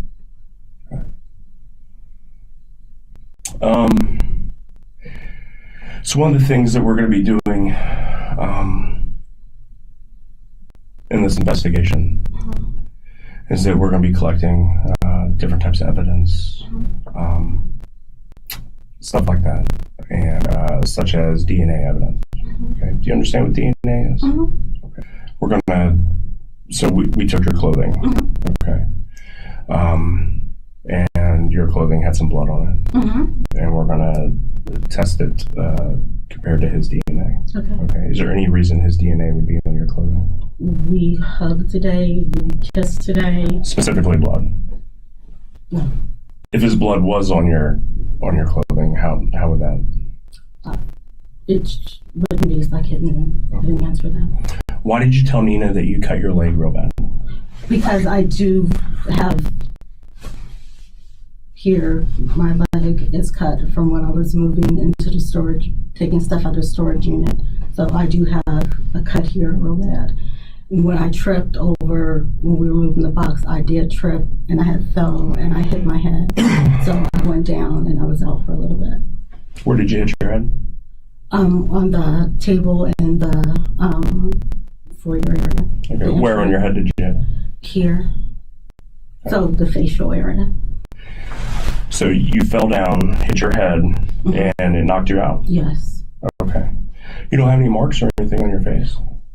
This area, part of my mouth, it was swollen. When Nina saw me, she even mentioned, babe, you're swollen here. I was like, I know. Licia is a terrible liar, and it's very apparent that she made up that story on the spot. The detective is about to become very aggressive with her and accuse her of murdering her father. Did you and Skip have any type of argument today? No. We had a great day. Lots of catching up. Again, going over medical history. We watched the news together. We watched a jazz concert together. We talked about the Essence Festival. We talked about JV. So far, the evidence that we've gathered, just let you know, we're doing a search warrant on the house. We're doing a search warrant on your hotel room, and we're getting search warrants on your 2 storage units. We're also getting a search warrant for your body, which means that we are going to take DNA samples from your nails, from your body. We're going to photograph your body. Okay? I just want you to know that that is what is currently happening and what will happen. Okay? There's also several cameras on Crest Road. We're on Raphael Road, on Raphael there. Okay? All right. We're going to be able to corroborate or not corroborate certain things that you're saying. I've already caught you in several lies. Okay? Nina, in particular, said that when at 5:30 today, you told her that you guys were moving into this house and that your father and Bev had flown to Florida. Okay? Bev had already flown and I took her to the airport. Right. But specifically, you told Nina that your father had flown as well. Okay? I'm sure you've done ultimately, I believe, as well as my partners who are currently out there processing the scene and doing the search warrants, that you killed your father today. Okay? That you stabbed him to death. And the evidence is backing that up as we speak. Now, there's many reasons why these things happen. Okay? I don't know what he did to you. Maybe he deserved it. I don't know. But you did stab your father today in that house. You did kill your father. You did drag him down the steps. If an innocent person was accused of killing their father, they wouldn't just sit quietly in a chair. You would see emotional reactions like shock and disbelief, followed by fear and confusion, and then anger. Watch how Licia denies this accusation. The reason... Yeah, she's creeping me out. She's really, really creeping me out because she doesn't even have any type of emotional response to the fact of hearing that her father was murdered and that he was found in the house that she was supposedly moving into. And like, even when she made it seem like that was the first time that she heard that anything happened to her father, did she say anything? Did she just stood quiet? She shook her head 1, 2, 3 times and she went right back to the conversation like it was nothing. And she is, to me personally, she is showing psycho vibes. She's really giving off psycho vibes. Like, I don't even think that she believes that, she killed a person, let alone her father. I don't even think she even believes that, because she doesn't have any emotion that this man is gone. So I don't believe that she even had those conversations that she said that she had with her father prior to this. Her saying that they was watching the news, talking about the Essence Festival and all. I don't buy that one bit. I don't buy that one bit because she doesn't have any emotional reaction to this man being gone. But you want the detectives to believe that y'all was having a social connection earlier on in the day. If I was to hear, knock on wood, if I was to hear one of my fellow coworkers, something was to happen to them right now, I would be on the floor bawling. On the floor bawling. The fact that if it would be someone that I even worked with yesterday, I'm like, oh my God, I was just speaking to that person. Oh my God, I was just on the phone with that person. Oh my God, I was just on the chat with that person. I can't believe it. I would just be like, I would be so shocked. I'd be like, oh my God. She's talking about her father that she said that she spent the whole day with. And they was doing all this, social activities together and talking, about health and wealth and essence and all the stuff like that. But you're showing no actual emotional reaction to this man being no longer alive. And then now, from the detectives describing what state he was in and what have happened to this body, and you're not showing any emotions. That's very scary. Very, very scary. Miss J said the father touched her. I don't think the father touched her. She wasn't raised by him. She wasn't raised by him. I believe that she has anger, undealt anger and hostility towards a absentee father. I believe that she was at her wit's end where she needed a place to stay. I believe that she decided to utilize her father by rekindling a relationship with them, or making him believe that they are rekindling a relationship with them. And I think at the point she was like, well, I need the house. I don't necessarily need him. Right. And she kind of led with that when she said that, the type of relationship that she wanted with her father was not a daughter and father relationship. She wanted a adult relationship with him. So that off the bat lets me know that, you wanted to deal with your father as if you was dealing with a regular strange man out in the street or an acquaintance. You didn't want to deal with him as he is your blood father, that kind of family kindred connection. You wasn't trying to go there with him. You never looked at him in that way, and you still didn't look at him in that way when you got connected with him.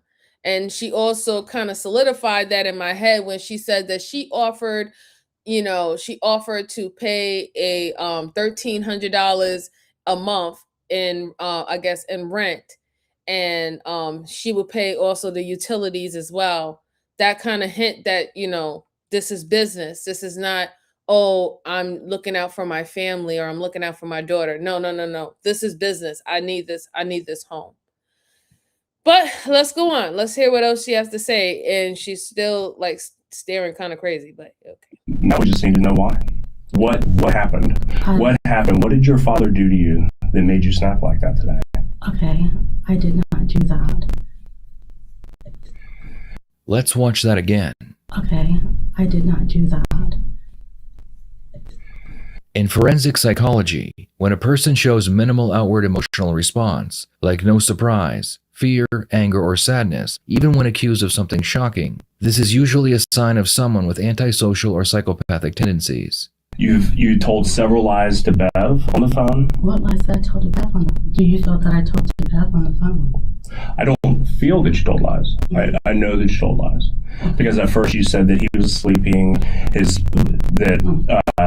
you told him that he was asleep and that he was unable to come to the phone. Okay? And his phone is off. All right? And also, I'd like to know what you did with his dog. Because the dog has been recovered in Westchester. That's what she told me. She said... Yeah. The dog has been recovered in Westchester. Okay? You were also 4 to 5 hours late in picking up the kids today. Okay? Why were you so late? Because I was moving stuff. Couldn't take 30 minutes to go pick them up? I was moving. Because you were moving? I was moving stuff, and there was no How does that really sound? There was no room for her to sit in the car, and she said she was going to McDonald's with her friends. I said, "You just gonna be okay?" She was like, "Oh yeah, that's fine. I'll just call you when I'm ready." Okay, so here's my thing. If you was moving stuff, was you moving stuff like in the house, and you knew what time that your kids had to, get picked up from school, and you decide, oh, I'm not going to pick up my kids? But this is something that you always do, right? You pick up your kids. I'm thinking that's the reason why the detective asked her that question. If you're known to always pick up your children and that's a part of your routine, now today, why is there such a need for you to hurry up and, I guess, finish moving or packing or whatever you're doing that particular day if there's no rush, right? Your father is leaving you his home, right? This is something that y'all quote unquote discuss. He's leaving the home for you, and he's going to move out of state, you're willing to pay $1,300 a month in rent for the home, and you're going to pay up all the utilities, so everything will still stay in his name, right? But this is what you'll be paying towards the house, and you'll have the house for your children all by yourself. You could take pretty much the whole week if you wanted to move. So why that day, out of all days, the day that your father supposedly was supposed to be on the plane leaving, he's not on the plane leaving, but that's what you're telling other family members, that's what he's doing. And this day is also the same day that you go away from your norm and decide, no, I need to continue moving the stuff instead of to go pick my kids up from school. Yeah. I know it sounds reasonable, but if you really break it down, it doesn't really sound reasonable at all. When I moved into my house, my son was with me, right? If that was a day that if that was a day that he didn't have school, okay, guess what? He's helping me move. My kid, that's the whole point. We're moving into something, you're going to help me move, whatever not. And if he's at school, and if I'm doing anything in the house, guess what? I know what time my son gets off of school. If I got to go drive and pick him up, I'm going to go drive and pick him up. Everything else is going to have to wait. So it gives off you had to take care of something that was more important than you dealing with your kids and doing your regular activities.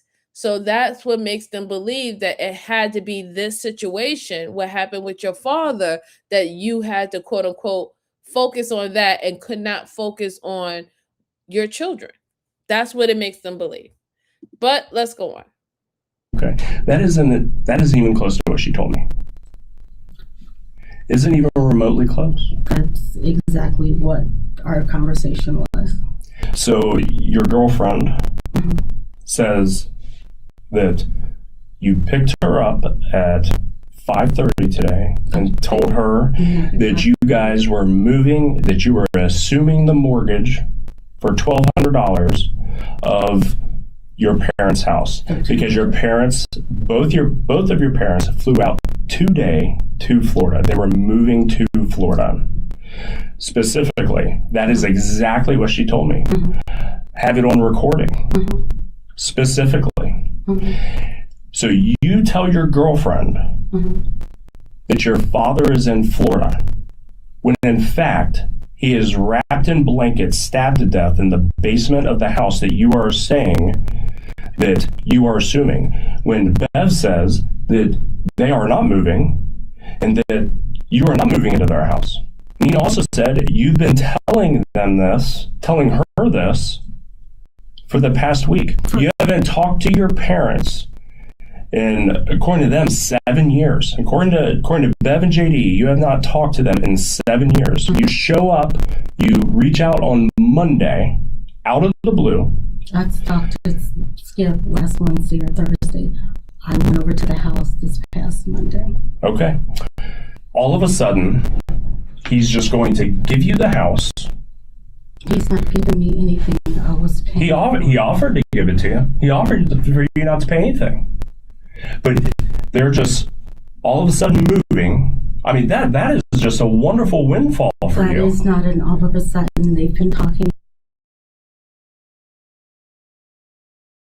Yeah, that is all of the fact is that you have other people that can confirm that you have not been in touch with your parents in 7 years. You have not been an active daughter in your parents' life for 7 years. And then now when you get in a bind, you're now telling everyone that, hey, my parents just is going to uproot and go somewhere else, and they're going to just leave the house for me and my children.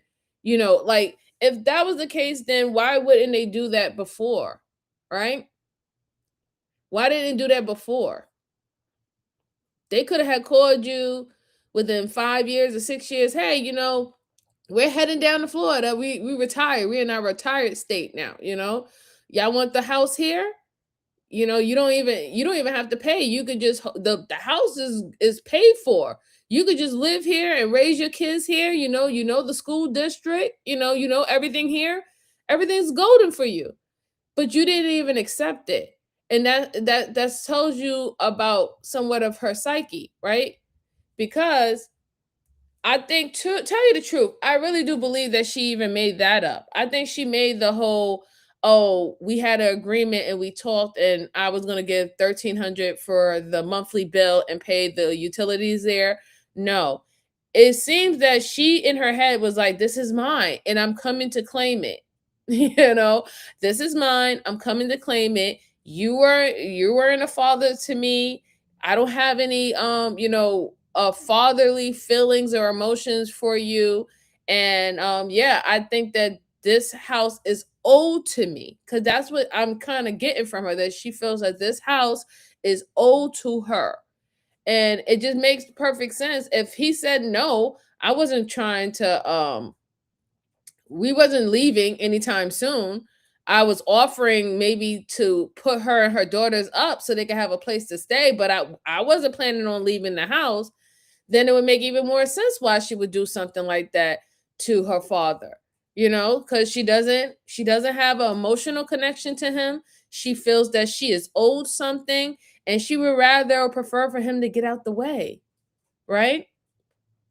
And it seemed like she went into great lengths to tell everybody else, no, Skip said he was going to give me the house, and I said, no, you don't have to give me the house. I'll pay you something for me and my girls staying in here and doing all this moving and stuff. You was painting this picture for everybody else who was calling to find out what's going on and why you decide to pop around after 7 years later to now try to rekindle something that you had no concern of trying to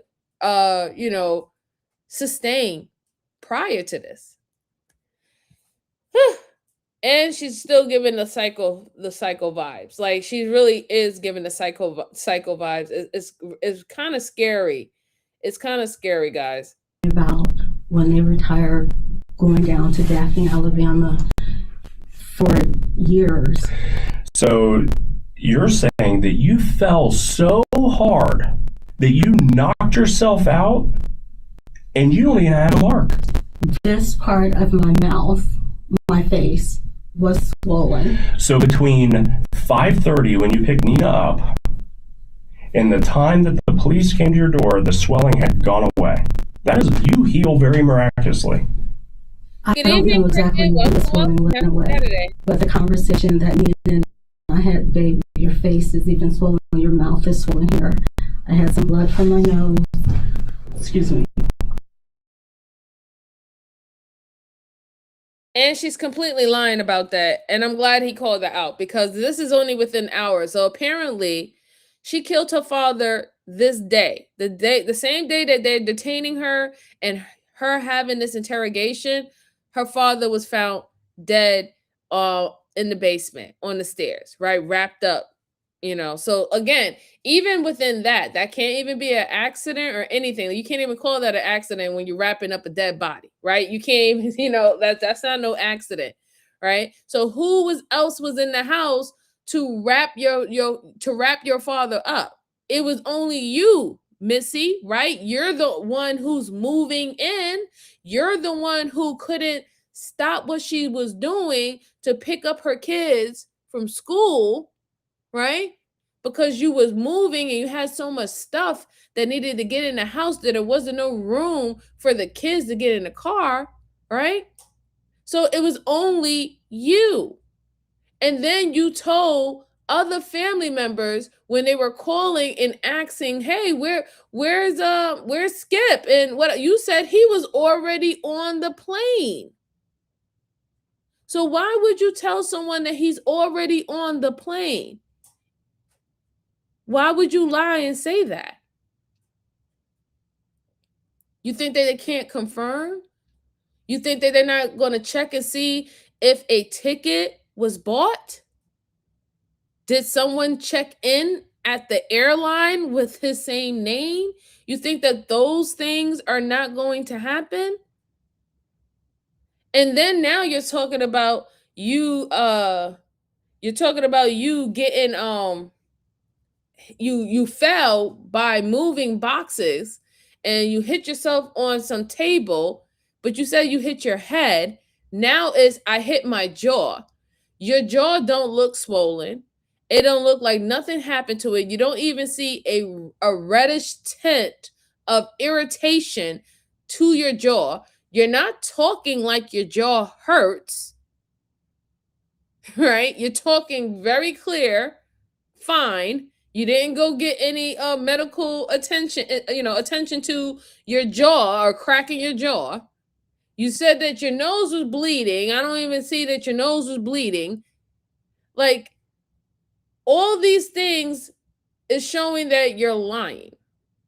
It doesn't make any sense. And then all this is supposed to have happened early on in the day. So this is all a couple of hours.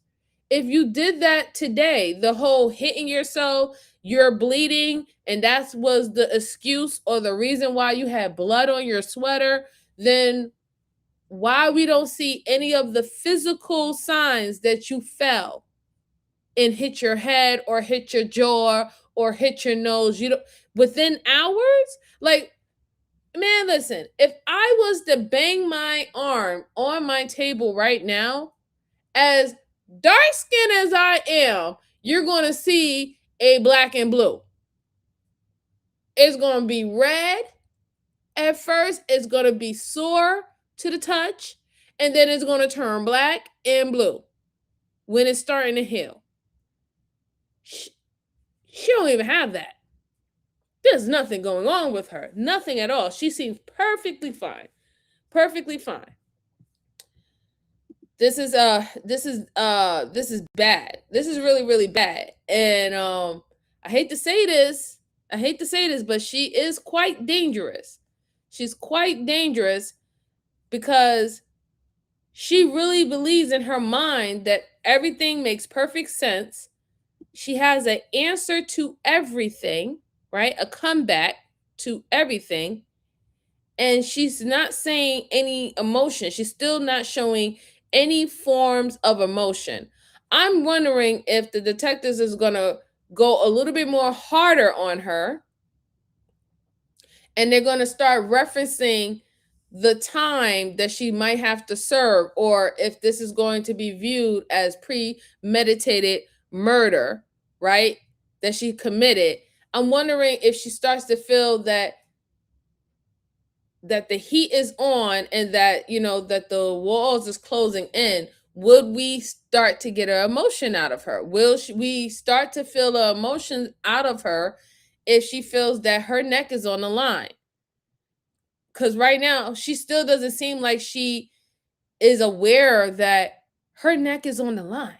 She doesn't seem like she's aware of that at all. She still feels that she's in control of the situation.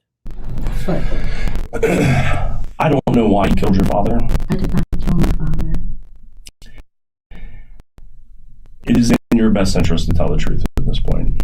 I did not kill my father. I had no reason to kill him. Well, then who did kill your father? I can't answer that question because I don't know.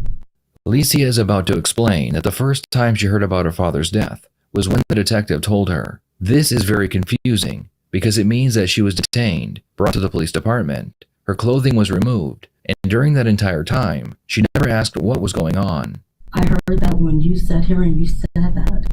Actually, that's not true because they told you he was dead back at the house. Actually, they didn't tell us that he was dead at the house. No one mentioned that. Sergeant Aaron said he was dead. So the police come to your house. They said that they come to the house, they place you in handcuffs, and you don't ask any questions? I would. Because, I mean, if the police came to my house late at night, walked around my house, and placed me in handcuffs, I would probably have a question or two. I did ask questions. They said they were looking around. Actually, when they placed us in handcuffs, they said that we were being detained, and they started looking around. When they first showed up, I saw the lights in the driveway. I got up, I put my sweatpants on, took the white dog, went downstairs, and I asked the officer, I said, he told me his name, I don't remember the younger guy. He said that Beth had said that Skip, she wasn't able to reach Skip. Why did you lie about your father's whereabouts? I didn't lie about my father's whereabouts. You said he was asleep. Oh, okay. That's because he wasn't there, and I did not want her being upset with him because he wasn't there, and I told her that. And you said that they had a falling out. Bev says they haven't had a falling out. I haven't. Last week, not this week. Last week they had a falling out, according to so they had a falling out last week. But you told me that because of that falling out, your dad didn't go to Florida. But then you told Nina that he flew to Florida today. I never told Nina that Skip flew to Florida today. So Nina's lying? She might have been confused, but I did not tell Nina that Skip flew to Florida today. You told her that both Bev and Skip flew to Florida. It might not have been today, but they were both out of state and both in Florida. Is exactly what she said you told her. That's hard to confuse. No, actually, you're saying two different things, but that's okay. What are the two different things I'm saying? You said two different things right now. At first, you're saying that she said that they flew out today.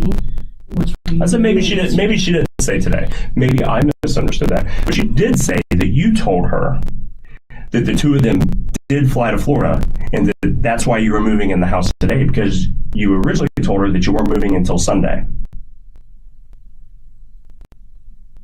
So why move in today?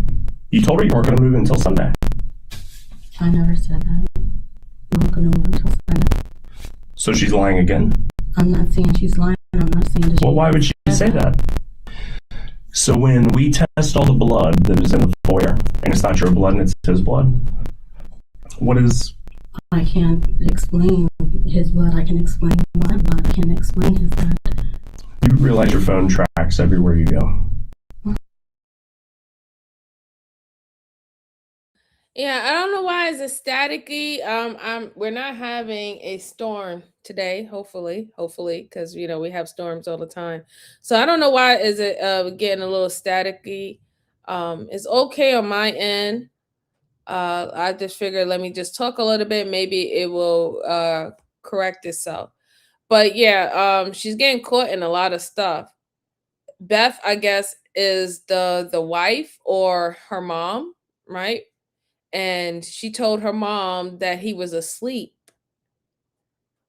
So one person you're telling your mom, you're telling your mom or you're telling Beth that he's asleep. The next person, I guess her name was Nate or something, or Nan, whatever. Now you're telling them, oh yeah, they're flying now, they're out. But you just told the detectives that the reason why they're not flying out to Florida is because of an argument that they had the week prior. And then they speak to both of the women, and both of the women are telling you that, hey, she said that they were on a flight. Beth said she ain't never have an argument with him, and we weren't planning on going to Florida next week. I don't know what to tell you. So even if we scratch all that, right? Because we all know that that's he say, she say, and that's how it's going to look in the courts. It's going to be her word against her word, right? So we're going to leave that out. Let's just look at the facts.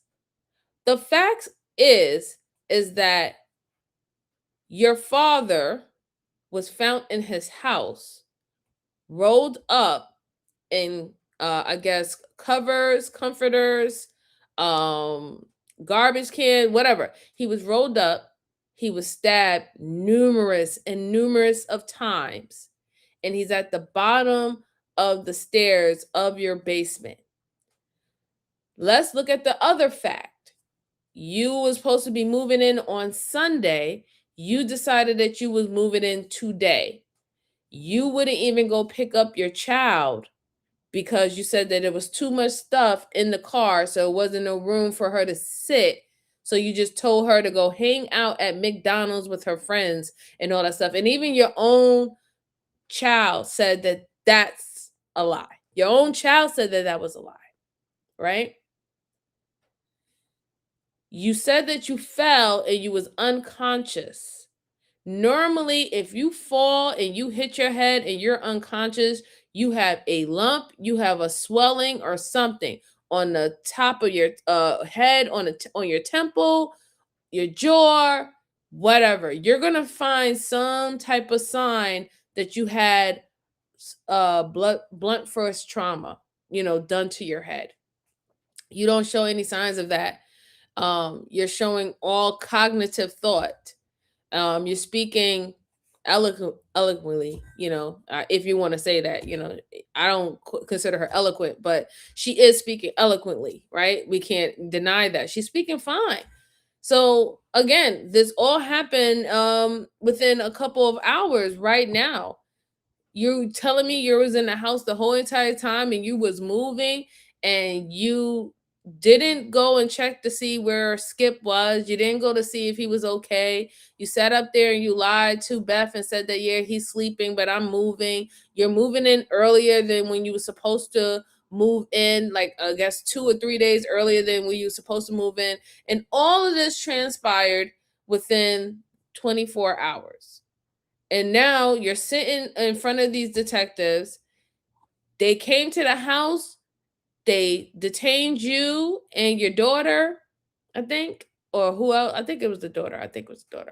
They detained you and the daughter. You didn't ask no questions. You didn't ask them anything about what's going on, why they was detaining you. You just went, and then now you're literally saying that you just found out that your father was dying. Like I said, even a regular person, if the police is coming to my house, the regular person is gonna say, "Oh, hey, what's going on? Everything all right? Yeah, man, we got a warrant because of blah, blah, blah, blah, blah. Okay, all right." And if they don't have a warrant, well, you have to get a warrant. I don't want to allow you in my house. I'm sorry, blah, blah, blah, blah. Or they'll say, "Please open up," whatever. But you didn't ask any questions. Why would you just allow them to detain you for no reason, no given reason whatsoever? Why, that doesn't make any sense. And then if that's the case, if you felt that you did nothing wrong and this was absurd, why they took your clothes and they're doing all this stuff, this whole entire time you could have asked for a lawyer. Like, I don't know what the fuck is going on. I don't know why y'all guys got me down here and y'all gonna get sued. I'm not speaking to no one. Get me a lawyer. And that's the end of it. You won't even do that. And that tells me a lot about your pathology, right? It tells me a lot about your pathology because you don't think you have to worry about anything because you really don't believe that you did anything wrong. Even though everything is lining up, that you're withholding information, that you're lying to other people around you about the situation, and also whether if you was given the home or not, you still don't think that you did anything wrong. And this is why you can sit there with a blank face, a blank stare, and very calm about this situation, about a murder. And this is your father. This is your father. We have to keep that in mind. This is your father. Hey, Sebastian, how are you? It's good to see you. Good to see you. Happy Saturday. Happy Saturday to you. He says she is definitely lying through her teeth. Yes, she is. She's definitely lying. And quite frankly, she's quite scary. She is quite scary to be operating, to be able to keep her composure in that way. See, I don't know. Like, there's a lot of people who be talking about they be wanting women to be stoic, right? Yeah. Let's go on. And we're going to get that as well. Okay. The detective looks at Licia's hands and he notices that a few of her fake nails are missing. So you're carrying stuff and it with such force it rips off your nails as well as part of your actual real nail today. No, part of my real nail. No, I'm talking about the ones that are because my nails are almost as long as my tip. And what happened, it lifted.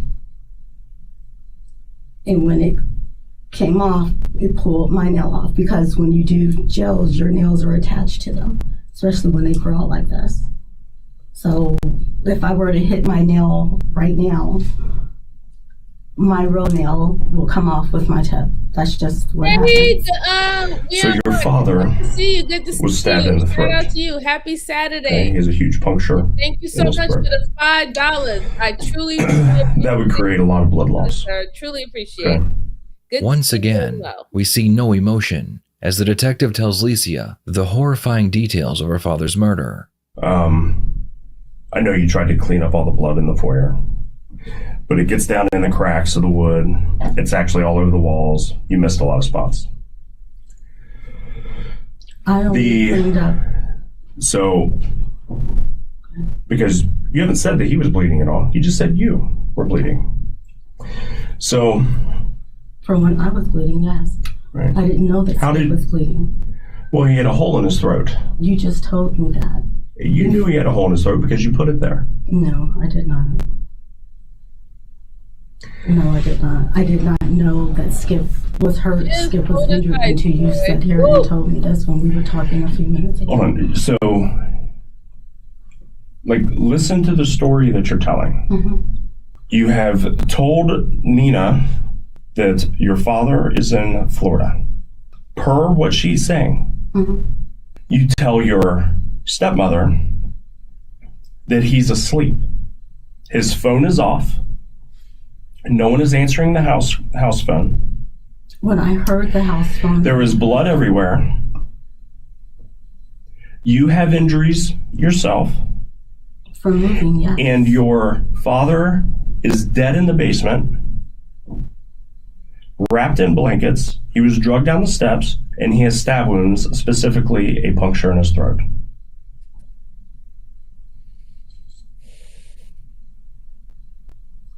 So you lie to several people. You're trying to cover your lies, and your father is stabbed to death in the basement. I'm not trying to cover any lies. When Bev sent me a message, can you have Skip call me? I called her back. I said, Bev, I'm going to be honest with you. Skip is not here. I was like, where did he go? He left with a friend. He said, who's the friend? I don't know. Male or female? Female. What kind of car? Right, exactly. It was a black Toyota. I can't tell you the model. It was like a sedan. That's all that I know. So when I checked the doorbell camera of the next door neighbor, and it doesn't show that. That's all that I know. That's another lie. I have not lied. I don't know. I didn't know the person. There was not an introduction. I was in the doorway. That was it. Lady, you are full of crap. Your dad did not leave with no woman. Like, come on. Stop the foolishness. If you didn't see, how do you know that if it was a woman, if you wasn't so close to know what was going on? You don't know this, you don't know that, you don't know what car they got into, you don't know anything, but you know that he left with some woman. He left with a friend. And then Beth calls and you want to cover for him. Oh no, he's up there sleeping. This is what you're implying? You're implying that Beth, your stepmother-in-law, got in an argument with your dad. They're not seeing eye and eye, and he goes spend time with his lady friend after spending the whole morning with you doing social daughter and father activities, right? Talking about health and stuff. No, I don't think so. It doesn't make any sense. It doesn't make any sense at all. Because clearly at this particular time, this is still not even your house. So you have no reason to even be in the doorway. And he would have let her in. he would have let her in if that was the case. And then I'm glad that they're talking about surveillance, right? Because people really don't think that they're being watched, right? There's cameras on the streets now. Then you even have neighbors who have cameras that do 360, so they can even see things or see other people's houses, right? And all you have to do is just go and collect their cameras. Hey, did you see somebody come at such and such time? No. Did you see anybody leave this house at such and such time? No. Did you see any strange vehicle come within this time to pick up anyone? No. But who vehicle did you see? I seen her vehicle. Who did you see come in with boxes? I seen her come in boxes. Who did you see come into the house and open up the door? I seen her come in the house and open up the door, and I seen her close the door and leave the house. But we all know that didn't happen. We know that she was caught in the house by the cops. And I'm thinking the reason why they even came and they automatically scooped her up and detained her, I'm thinking it was Beth. I'm thinking Beth was the one who called the cops and said, hey, something's not right. I think you need to go over to my husband's house or our house and check on my husband Skip, because he's not answering any of his phone calls. I'm calling his daughter. His daughter's saying that he's sleeping. I'm calling Nina. Nina said, well, she just told us that y'all was on the flight going to Florida. That would raise red alarms or red flags if I'm the wife and apparently somebody else is telling another individual that I'm on a flight that I'm not on. I will raise red flags for that too, right? So it's just like this lady is horrible. She's really diabolical if you really think about it. But I'm glad that we're getting to see how a woman who has psycho traits, how they act and how they talk and how they show signs in the interrogation. I'm glad that we're getting to see this. We don't get to see that many psycho killers that are women. We see more sociopaths that are women, right?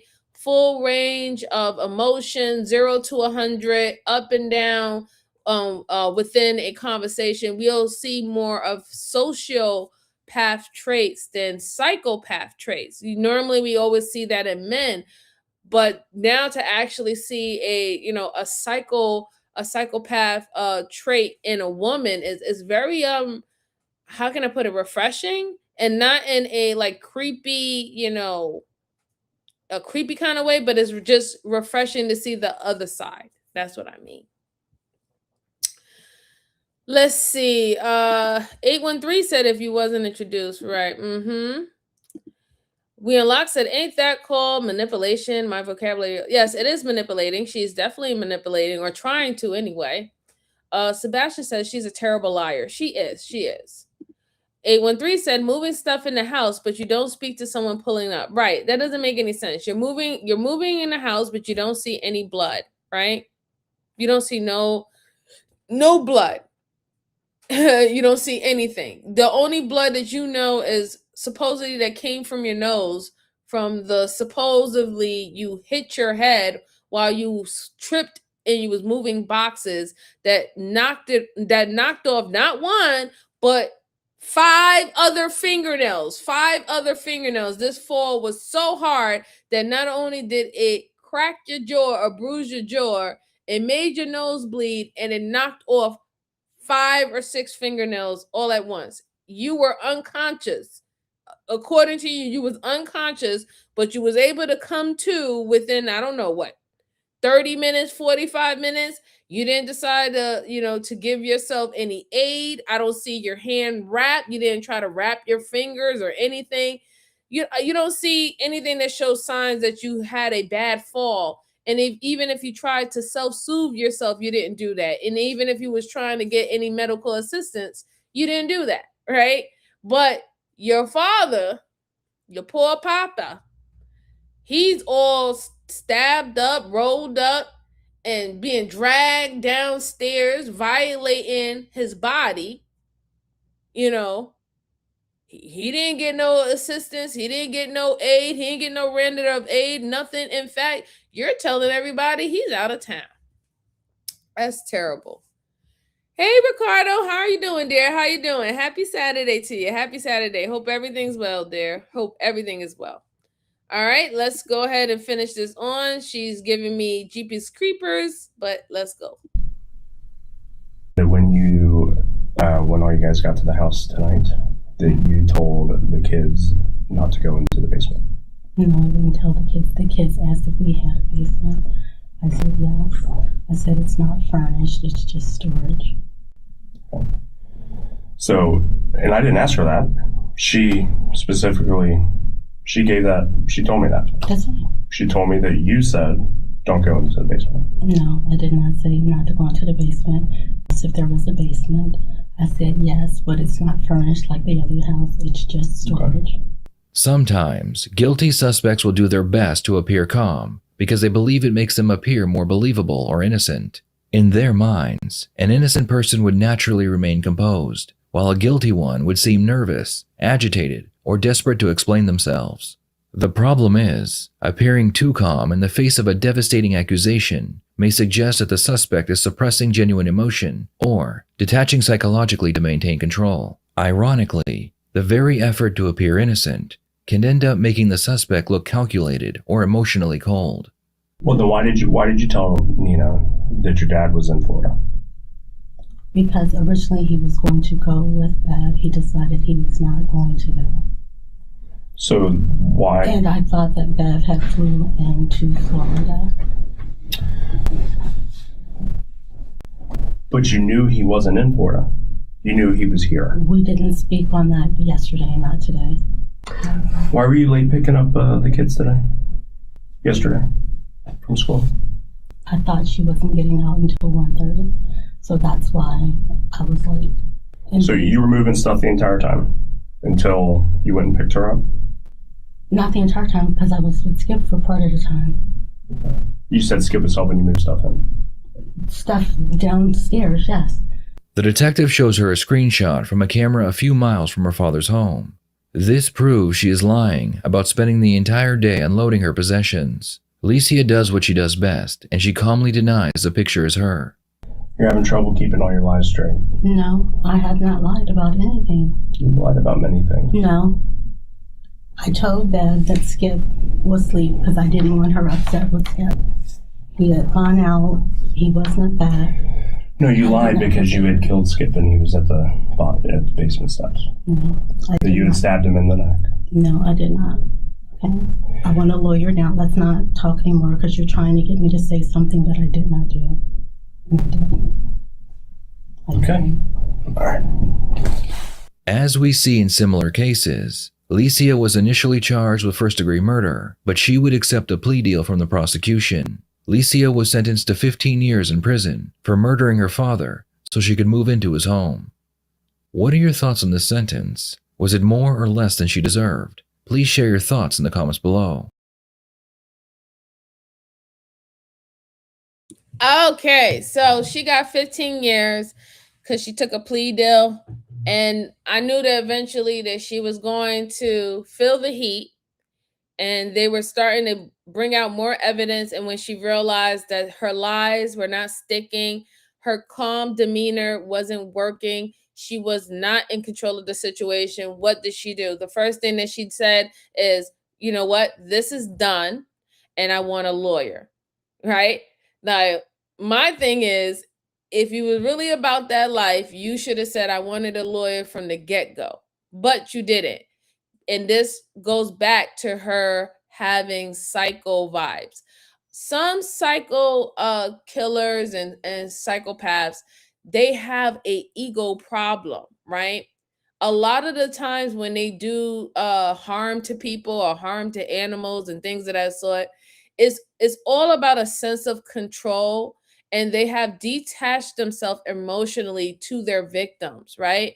And they're kind of like dissecting them inside and out knowing how they twerk, knowing how they move and everything like that, or how they react. This is how they study and observe their victims. And they have an ego about them because they're very calculated in everything that they do naturally, that they really do believe that they are the brightest crayon in the crayon box. And she, she exemplified that to the T about her ego and how she felt that she was really control of the situation. Everything made sense. She even called the other people who they spoke to. Well, she didn't say that they were liars, but she said that I didn't say that.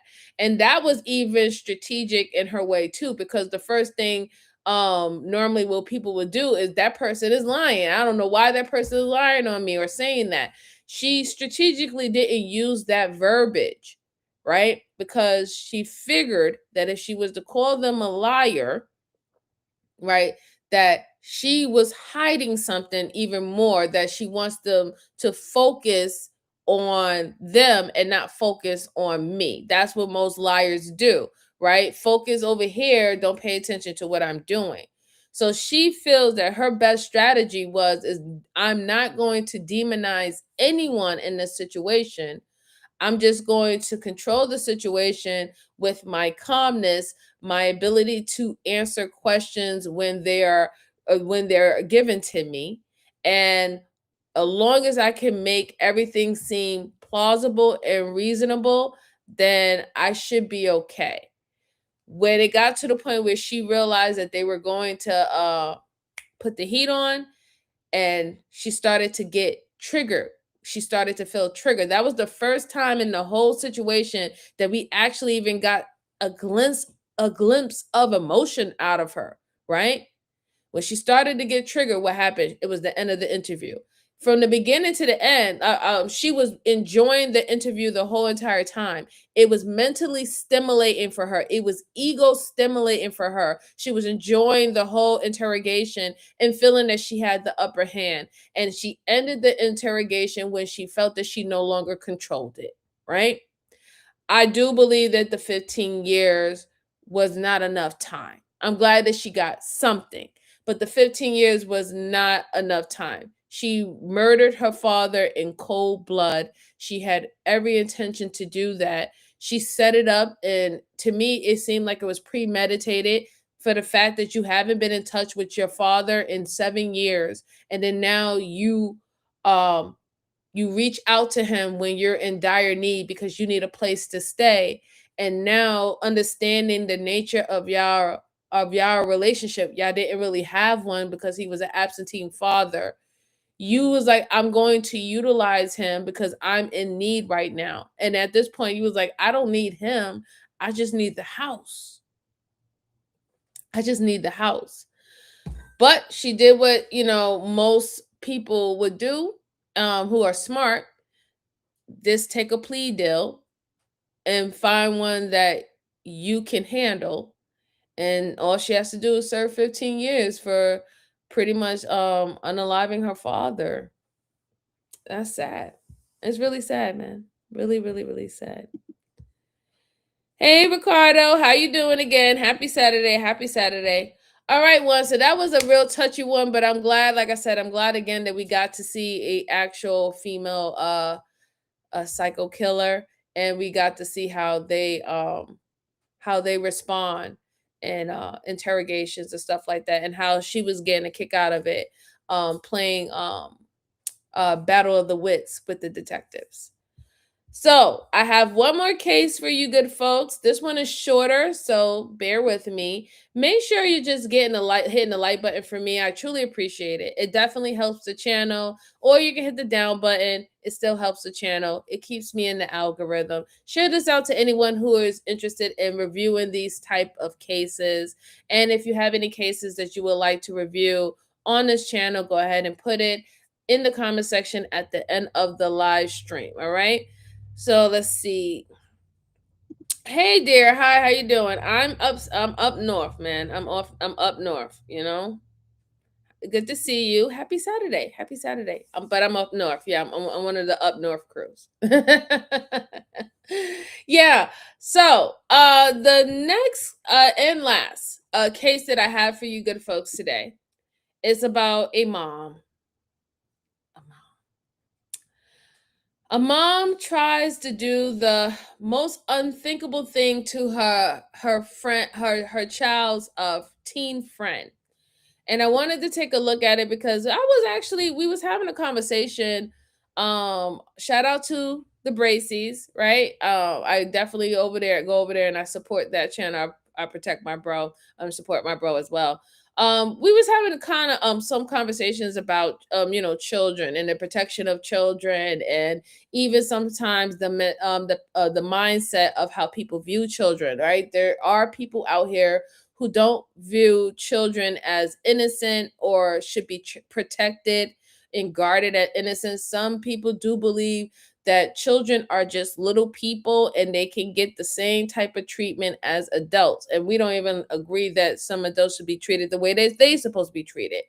So I've seen this video, a little bit of it, and I was wondering, what can this mom have done, or what do I believe this mom have done to this little boy that would be deemed unthinkable? So we're going to go ahead and take a look at it. Okay. Oh yeah, that'd be perfectly great. Thank you so much. Whoa. He said, my dad would like to donate. Is that okay? He's looking for a younger lady to. Oh, he don't need to spoil me. If he likes the content, he can definitely support. I truly appreciate it, but I don't need to be spoiled. Says I'm not looking for no sugar daddy or nothing like that. I'm an old woman myself. Okay.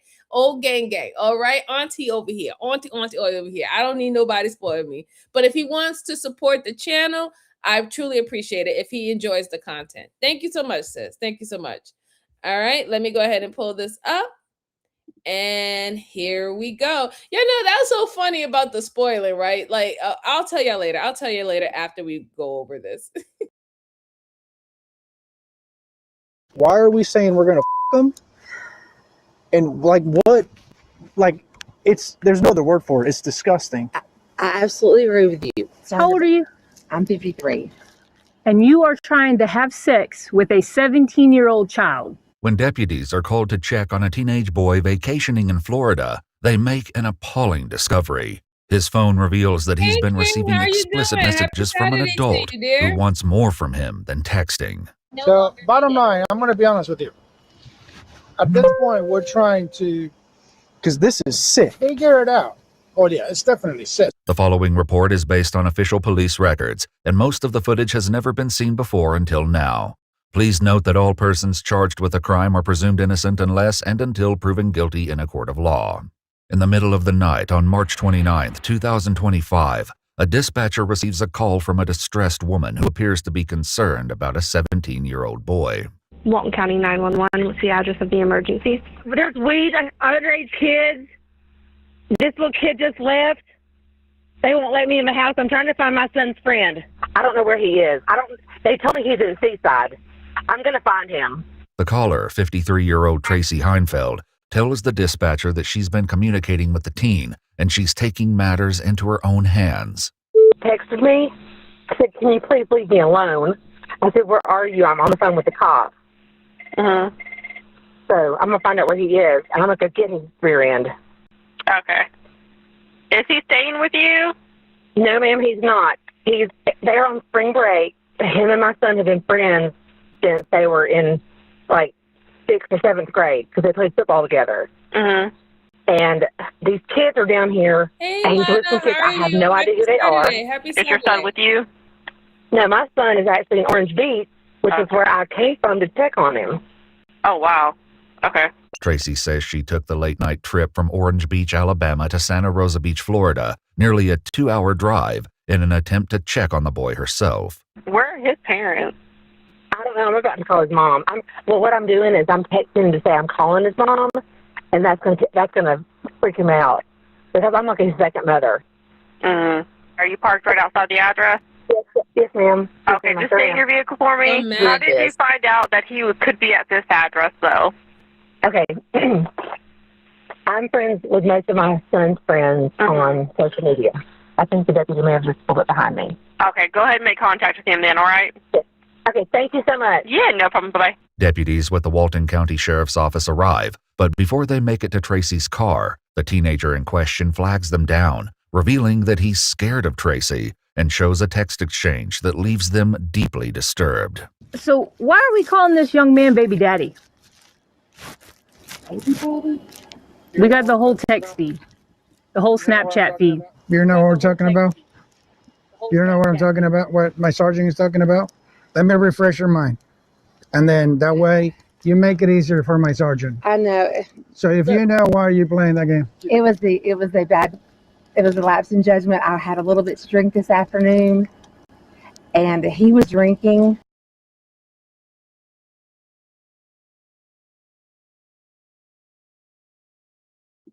What'd she say? She said it was a lapse of judgment? No, ma'am. No, absolutely not. See, this is the problem, right? We have to call these individuals out. She thought that because he was a young man, 15 years old, she thought that what young man wouldn't find that attractive if an older woman is hitting on him? Or what young man wouldn't think that that's or feel like, you know, his ego and his pride go up by a older woman who is his friend's mom hitting on him, right?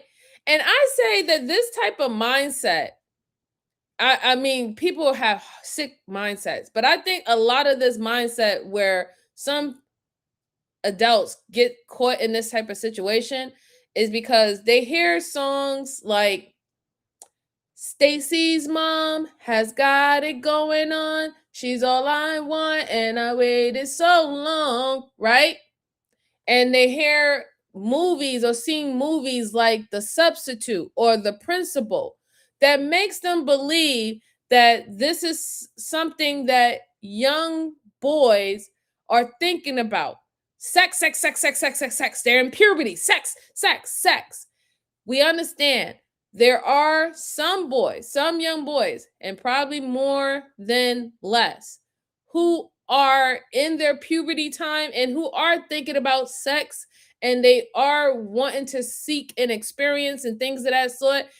But that's not every young boy, right? And we can't paint all our young boys as some sexual deviants or who wants to, you know, just have sex or attempt to have sex, and it don't matter how they get it, they want to have sex. And it's bad because I grew up in the era where those type of movies was acceptable, right? There was an era where we had coming of age movies, teen movies that talked about this all the time. The biggest highlight of the story of the movies was a teenager losing their virginity, right? It was always that. Spring Break, right? Where's my old people in the chat? Where are my old folks in the chat? Who remembers Spring Break? Who remember Risky Business, right? Who remember these movies? You know, I even forgot the other one.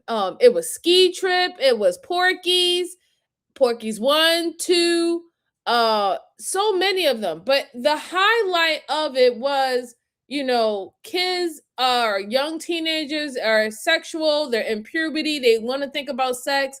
And I think that that's something that kind of like bred into people's minds that this is okay and this is natural and this is normal. I also think that it affected some adults too. It affected some adults too in thinking that, well, it's acceptable and it's okay because it's natural and it's normal, you know, for these younger individuals who wants to test something, and why not be with someone who can actually teach them? But in this situation, it didn't work. In this situation, this young man, yeah, secret of my success. Yes, we unlock. Yes, exactly. Shout out to my old folks is coming in, right? Porky's, yes. There you go. There were so many of them. So many of the last American. Yeah, There's so many of them. So many of them. I grew up. Yeah, who can forget about Porky's, right? I can't. I should. You know what? I might rewatch Porky's today. I feel very nostalgic. I might hit up all the old school teen movies, you know what I'm saying? Teen movies and everything, like 16 Candles and all that, right? Where's Science? All that stuff. I'm about to go in my nostalgic mode in a couple of minutes, all right? But I really do believe that there was a conditioning that was done to younger teenagers and adults at that time when we had those type of coming of age movies that was centered around sex and losing your virginity or growing in that way. Now all of a sudden you become a man. Now all of a sudden you become a woman. Yeah, man. Not Stella got her groove back.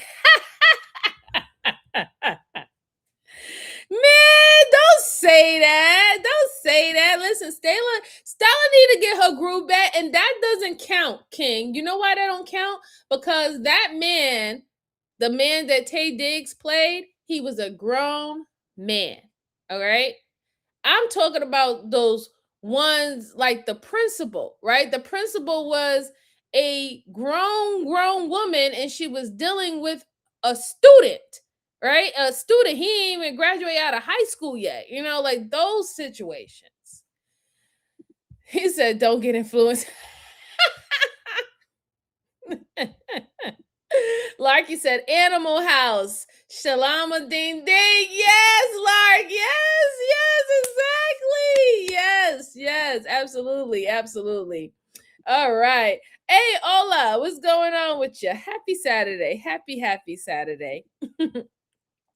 We and Locke said, you and I both fit in the Breakfast Club. I get the wrestler who was played by Yo, the Breakfast Club is one of my favorite movies. It's one of my favorite movies. I have a couple. I like a few of them, you know. Oh my God. What was the other one that was very similar, not to Breakfast Club. It was very similar to Porky's, and I just cannot remember the name. It was something I remember. Meatballs. Who remember the movie Meatballs? You know what's funny? Because back in the 80s and the 90s, all the coming of age videos, they all happened at camp. That's why my mother was kind of scared of sending me away to summer camp or something like that, because all of that happened at camp. They would go away from camp. They're not near their parents, and they were just wilding out. It was crazy. But let me go on. Let's finish on. Let's hear what this lady, and I say that lightly. Let's just hear what this lady has to say for herself. And I was concerned. How old are you? I'm 53. And you are trying to have sex with a 17-year-old child.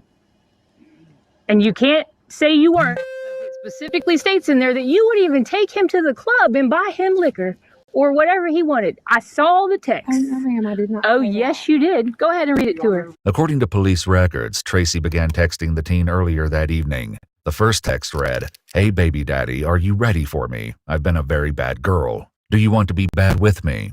At first, the teen interacts with Tracy, but after she says that she's coming to pick him up, he shuts it down. You want me to refresh it again? We're going to play that? Please, I did not say that. Because you've now crossed state lines. No, We're not doing this. We're not doing this. Are you positive about it? So you telling me that my sergeant is lying? No, I'm sorry. I don't think that I said that about buying him a drink. Yeah. So let's begin with this. So this is you, right? That's me, So this is you. Well, that's, I don't know if This is not you? That is my picture. I don't know if this is my current picture, though. Okay. On my text. Okay. No, I want to refresh your mind. Okay. Yes, sir. Okay. Yes, sir. But I just want you to see it. Okay. Yes, sir. I'll read it to her. Absolutely. I mean, she knows exactly what she wrote. She has it on her phone. It needs to sink in because she's obviously denying everything, and it's literally right there. I'm coming to see you. I'm already about halfway there. So if when I get there, you want to go to the club, I'll go to the pub with you and maybe I can pick you up a drink and get you drunk and take advantage of you. Or maybe I won't. Maybe I'll just see you and see me and just turn around and go home. No, sir. So this is not your phone. Not her dumb ass right in the text that, I might come see you and take advantage of. Like, lady, what is wrong with you? Like, you. Yo, oh my God, my head. Like, lady, what is wrong with you? Like, I don't understand. Like, why would you? I mean, I don't know. Maybe it could have been the alcohol, but I don't think it was the alcohol, because that just tells me that you just got liquid courage to actually write something that you was thinking about before about this young man. And that's and I will see why the young man would be kind of scared, because he's like, he's in the house, he's hanging out with you, hang out with your son, and he's in your house, in his home. You probably was making him uncomfortable then, and then now, you're being blunt with it, and he's like, whoa, ma'am, I'm sorry. I I don't want this. This is not what's happening. Like, I don't know why you even think that this is okay. This is bad. This is really, really, really, really, really bad. But why would you write that though? I'm really like dying in the inside. You literally wrote in text that you was going to commit a crime to the teenager that you was trying to commit a crime to. And then now you're coming up with every excuse under the book saying, well, I don't know, that's my picture. Yeah, I mean, that I think I wrote that, but I don't think I wrote that. Or maybe, I was drunk, so I didn't necessarily mean to say that, but I just think it was just a joke and I just went too far, right? It's like, come on. 813 said, right, she felt comfortable with the kid. Yes, she did. There was something about that kid that she was already initially attracted to him, and that she was fighting with herself about. She used liquor to pretty much, have courage to do or say things that she probably wouldn't have said if she didn't have it in her system. And then she also tried to, she tried to coerce him into also having liquor so he can be comfortable about the situation. And this is what people who want to take advantage of individuals do, right? Normally, when you take advantage of someone, there's always some type of vice that's there to help it being easier for you to take advantage of them and for them to lower their guard, right? And it's usually alcohol, sometimes it's drugs, it can be peer pressure. These are things that people use to coerce someone to do things that they wouldn't do if they weren't under influence or under amount of pressure or stress. And she really wrote down the whole pedophile Bible via text. It's just crazy. It's just crazy. But let's go on. That text message didn't come out of your that phone? did not come out of my. I have not typed that. So let me ask you a question. When I'm looking at this, yes, that's my picture. Yes. Yeah, ma'am. and when I'm looking at this, Yes. and I have his phone in my hand, Uh-huh. a picture of my truck I took a picture of. Yeah. pops up on this I know. same feed. Because I took it On this same feed. These kids are smart. According to police records, the teen's phone showed that Tracy sent him 2 photos, one of the sergeant's patrol vehicle and another of deputies standing in front of the house. Since the photos are part of the same conversation, the deputies use it to debunk Tracy's claim that it wasn't her who sent the inappropriate texts. We're not doing that. We are not doing that. It's smarter than you are. I think they are. Yeah. Oh, no, we already determined that. I think you're the one who hasn't determined that yet. But the Because kids you're trying to sleep. You're trying to have sex with a 17 years old. Girls in the state lines to come and have sex with a 17-year-old, which you already sent it on your phone. You going to keep saying no? It's there in black and white. Earlier today, we are staying in Orange Beach. I don't care where you're staying. Okay. That's not where we're at. We are I on the know. text messages. Yes, sir. This is what we cared about. I don't care That where you text live. message didn't come from me. It did not. It's in the same exact feed that you sent a picture of my vehicle. I understand that, but I didn't. I did not write that. Tracy is confronted with one string of vulgar messages. One deputy reads it word for word. Okay, well, this here is you. The whole I'll you out there. We'll drive back to Orange Beach, and I'm gonna you out here, and then I'll drive back to where you gotta go, and I'll you again. I'll you here. I'll you there. I'll you everywhere. Is what you That's said. exactly the same feed when you said, "I'm calling the cops. I'm on the phone with the cops." That wasn't you. That I did say, and so the part where it says having sex with the boys, that's not you. But the one that shows my sergeant card and say I'm with the cops, that's you. Yes. That is very convenient, isn't it? Tracy has read her Miranda rights and continues speaking with the deputy.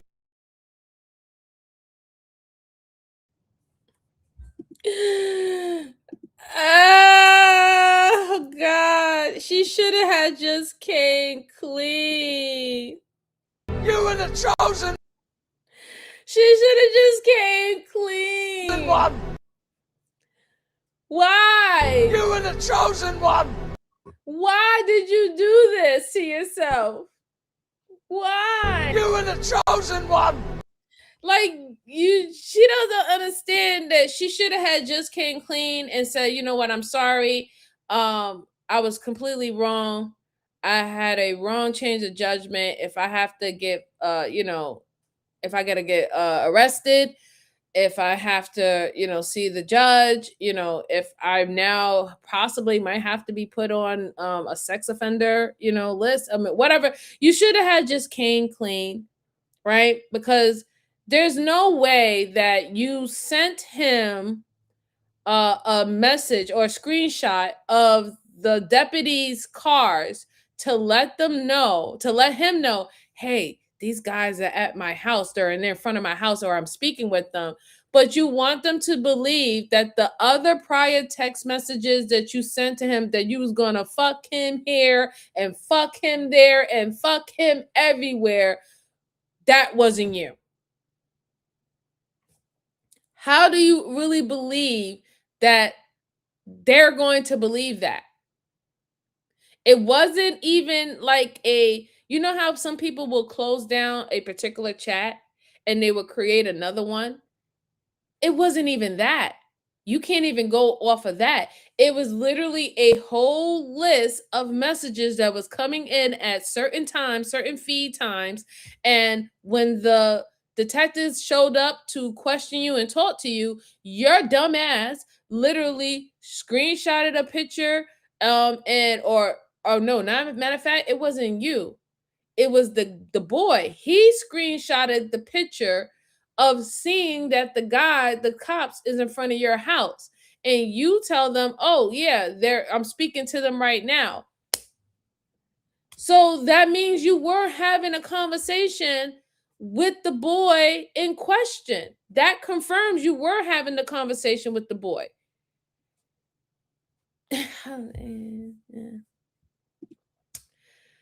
No, 813 saying Granny gone wild. Lord Jesus.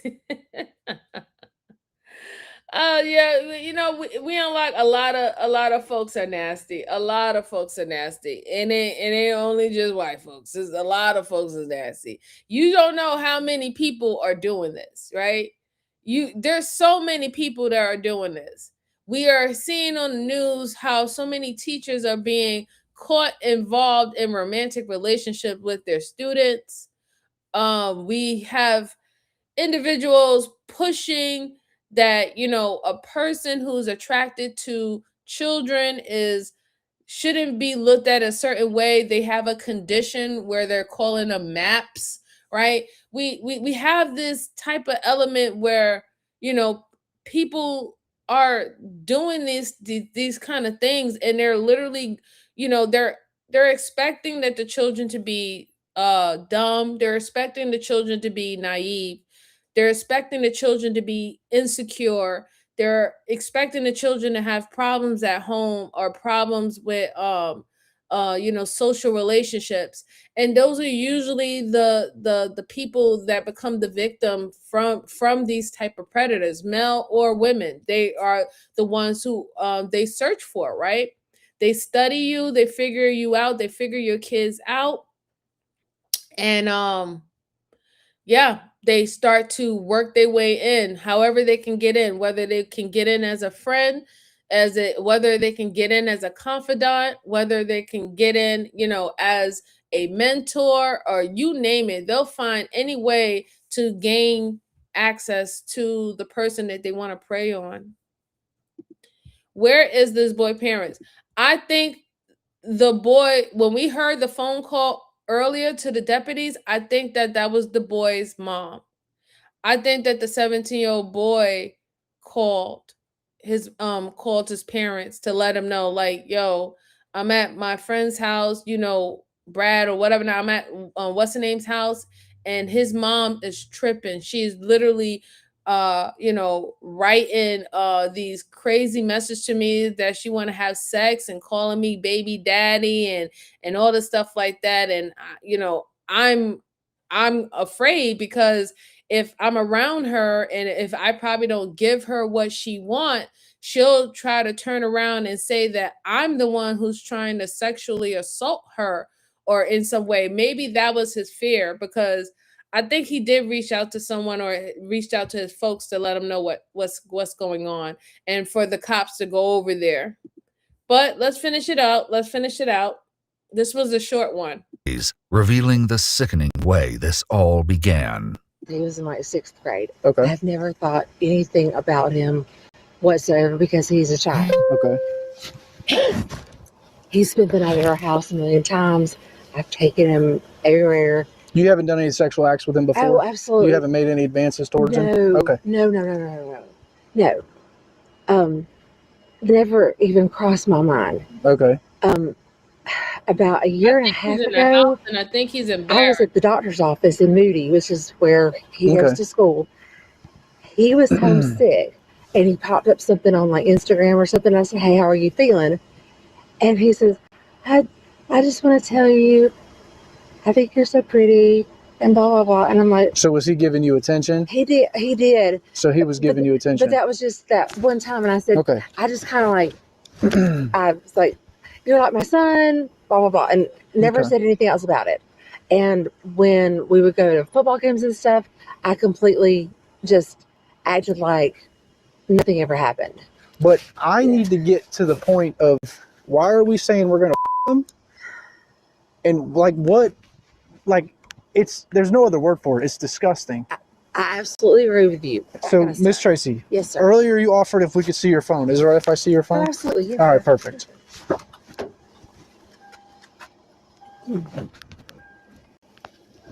Despite Tracy adamantly denying that she sent the obscene texts, that's not about to stop the deputy. We know what to look for.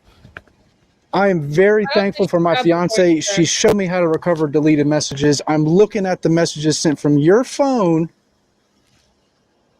to, like, I'm looking at it right now, the one that I specifically read to you, and I'm looking at it. Did she delete them? Yes. That's smart. So, bottom line, I'm going to be honest with you. At this point, we're trying to... Because this is sick. Figure it out. Oh, yeah, it's definitely sick. Your age? Stand by. Yes. As deputies press Tracy for answers, the truth eventually begins to slip out. He's like a son to me. Well, you just want to have sex with him on the text message. I know I said that, and it was a terrible mistake. Yes. Oh my God. Yes. I was laying there by myself, feeling sad and lonely and sorry for myself, and someone was giving me attention. Yeah. And you really thought that you were going to be able to have sex with this 17 years old?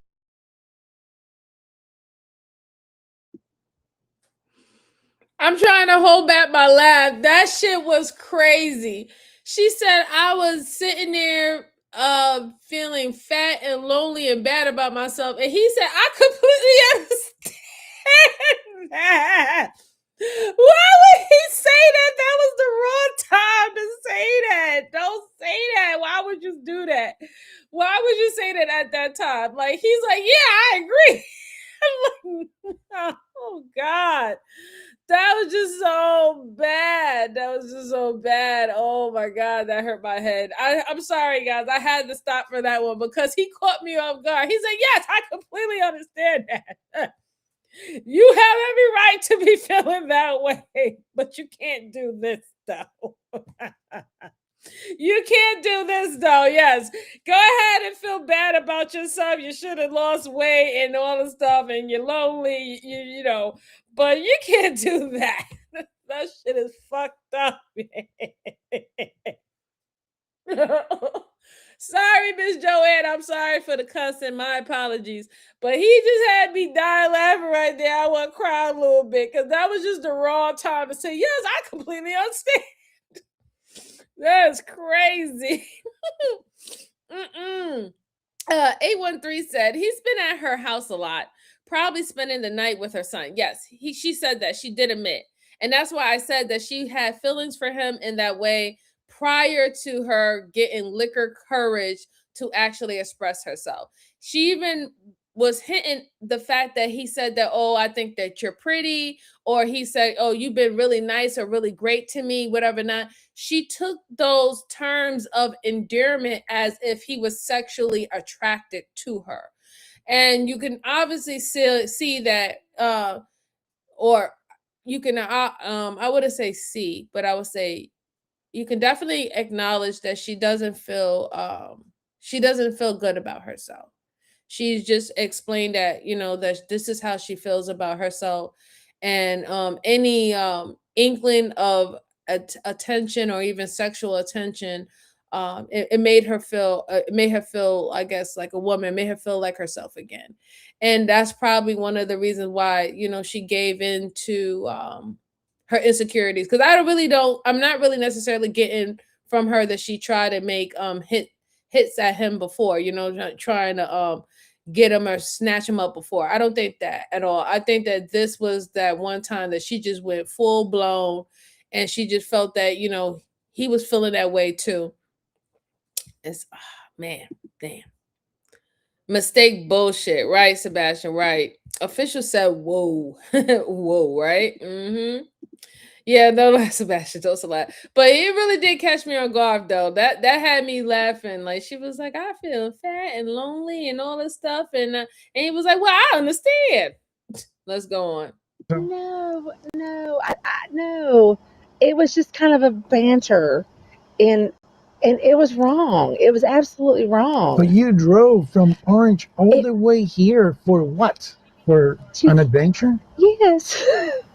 Tracy was arrested and, according to court documents, pleaded no contest and was adjudicated guilty of traveling to meet after using a computer to lure a child. She was sentenced to 21 months in prison, plus 3 years of sex offender probation. Tracy is now a registered sex offender in Florida.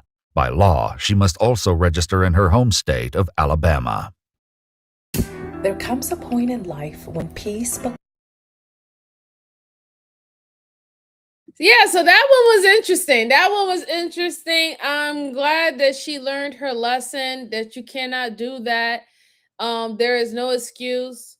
There's no excuse. There's no excuse whatsoever. You know more better. You're a 50 plus year old woman. And even if you do have a young man like who's 17, right?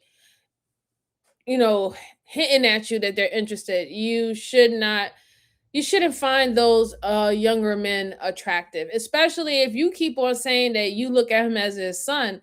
That's kind of weird, and that's going to seem weird to the detectives if you keep on saying that you view him as your son, but you wrote those type of messages. So are you writing that type of messages to your son? Are you talking about you trying to smash down your son too? Right? Like, is that what's going on? No, you're not doing that. So, you know, that's where she kind of contradicted herself. She would have been better off if she would have just said, you know what, you know, in the beginning, straight from the beginning, you know, I fucked up and I messed up. And it was bad that she went over state lines, right? That was the big thing, because you show action that you was going to do, or you was potentially attempting to do what you said that you was going to do on those text messages. She probably wouldn't have gotten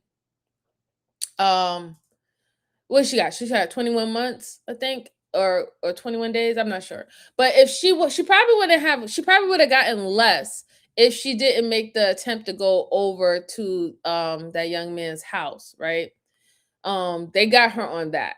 And then with the message saying that, you know, she's gonna have alcohol or get him alcohol, that kind of sealed the deal. But yeah, now she's a sex offender on the registry list. Yeah, that's a shame that she's going to have to deal with. That's a shame that her son is going to have to deal with, right? Or their family that they're going to have to deal with, right? You know what I'm saying? So I feel for the son, you know, a lot, because, you know, that's I can't even assume how he's going to have to navigate going forward, that his mom tried to have sex with his friend, and she was literally going to travel over state lines to do this. That's a lot. That's a really, really a lot. 813 said, why would she have his number? I'm surprised too. Like, why would you even have his Snapchat? Like, that's the weird thing, right? Because these messages was on Snapchat. It wasn't like they were actually messaging off of the phone, like the message that goes through the phone. They're on an app. So you reached out to them and linked up, became friends, got a part of their friends list, and you're communicating through a social media app with your son's friends. I find that weird. I really do. I wouldn't do it. I wouldn't advise anyone to do it. All right, guys. So I know I came on late, but I apologize for that. But I do appreciate everyone who was able to rock out with me, as long as they was able to rock out with me today. Again, make sure you're hitting the like button for me if you haven't done it on your way out. And again, if you do have any videos that you want me to review on this channel, go ahead and drop it in the comment section at the end of the live stream. I will decide whether or not if I'm going to go live tomorrow or not. We shall see. We shall see. I do have some other cases. And if I do go live tomorrow and it's not cases, I do have a special announcement. I was speaking with some of my coworkers, and they was dying and begging me to pretty much have a talking panel where they want to discuss things on it. So that is kind of in the play with my coworkers. You'll get to see some of the guys that I work with, and we'll have cool conversations. So that's in the pipeline. It might happen tomorrow. It might not. But just think about that. Just keep that in the ed and buzzing. All right. And I truly appreciate you once again for coming. Enjoy the rest of your Saturday, guys. Enjoy the rest of your Saturday. Stay warm or stay cool, however you feel. And I will see you guys on the next one. Talk to you later. Bye-bye.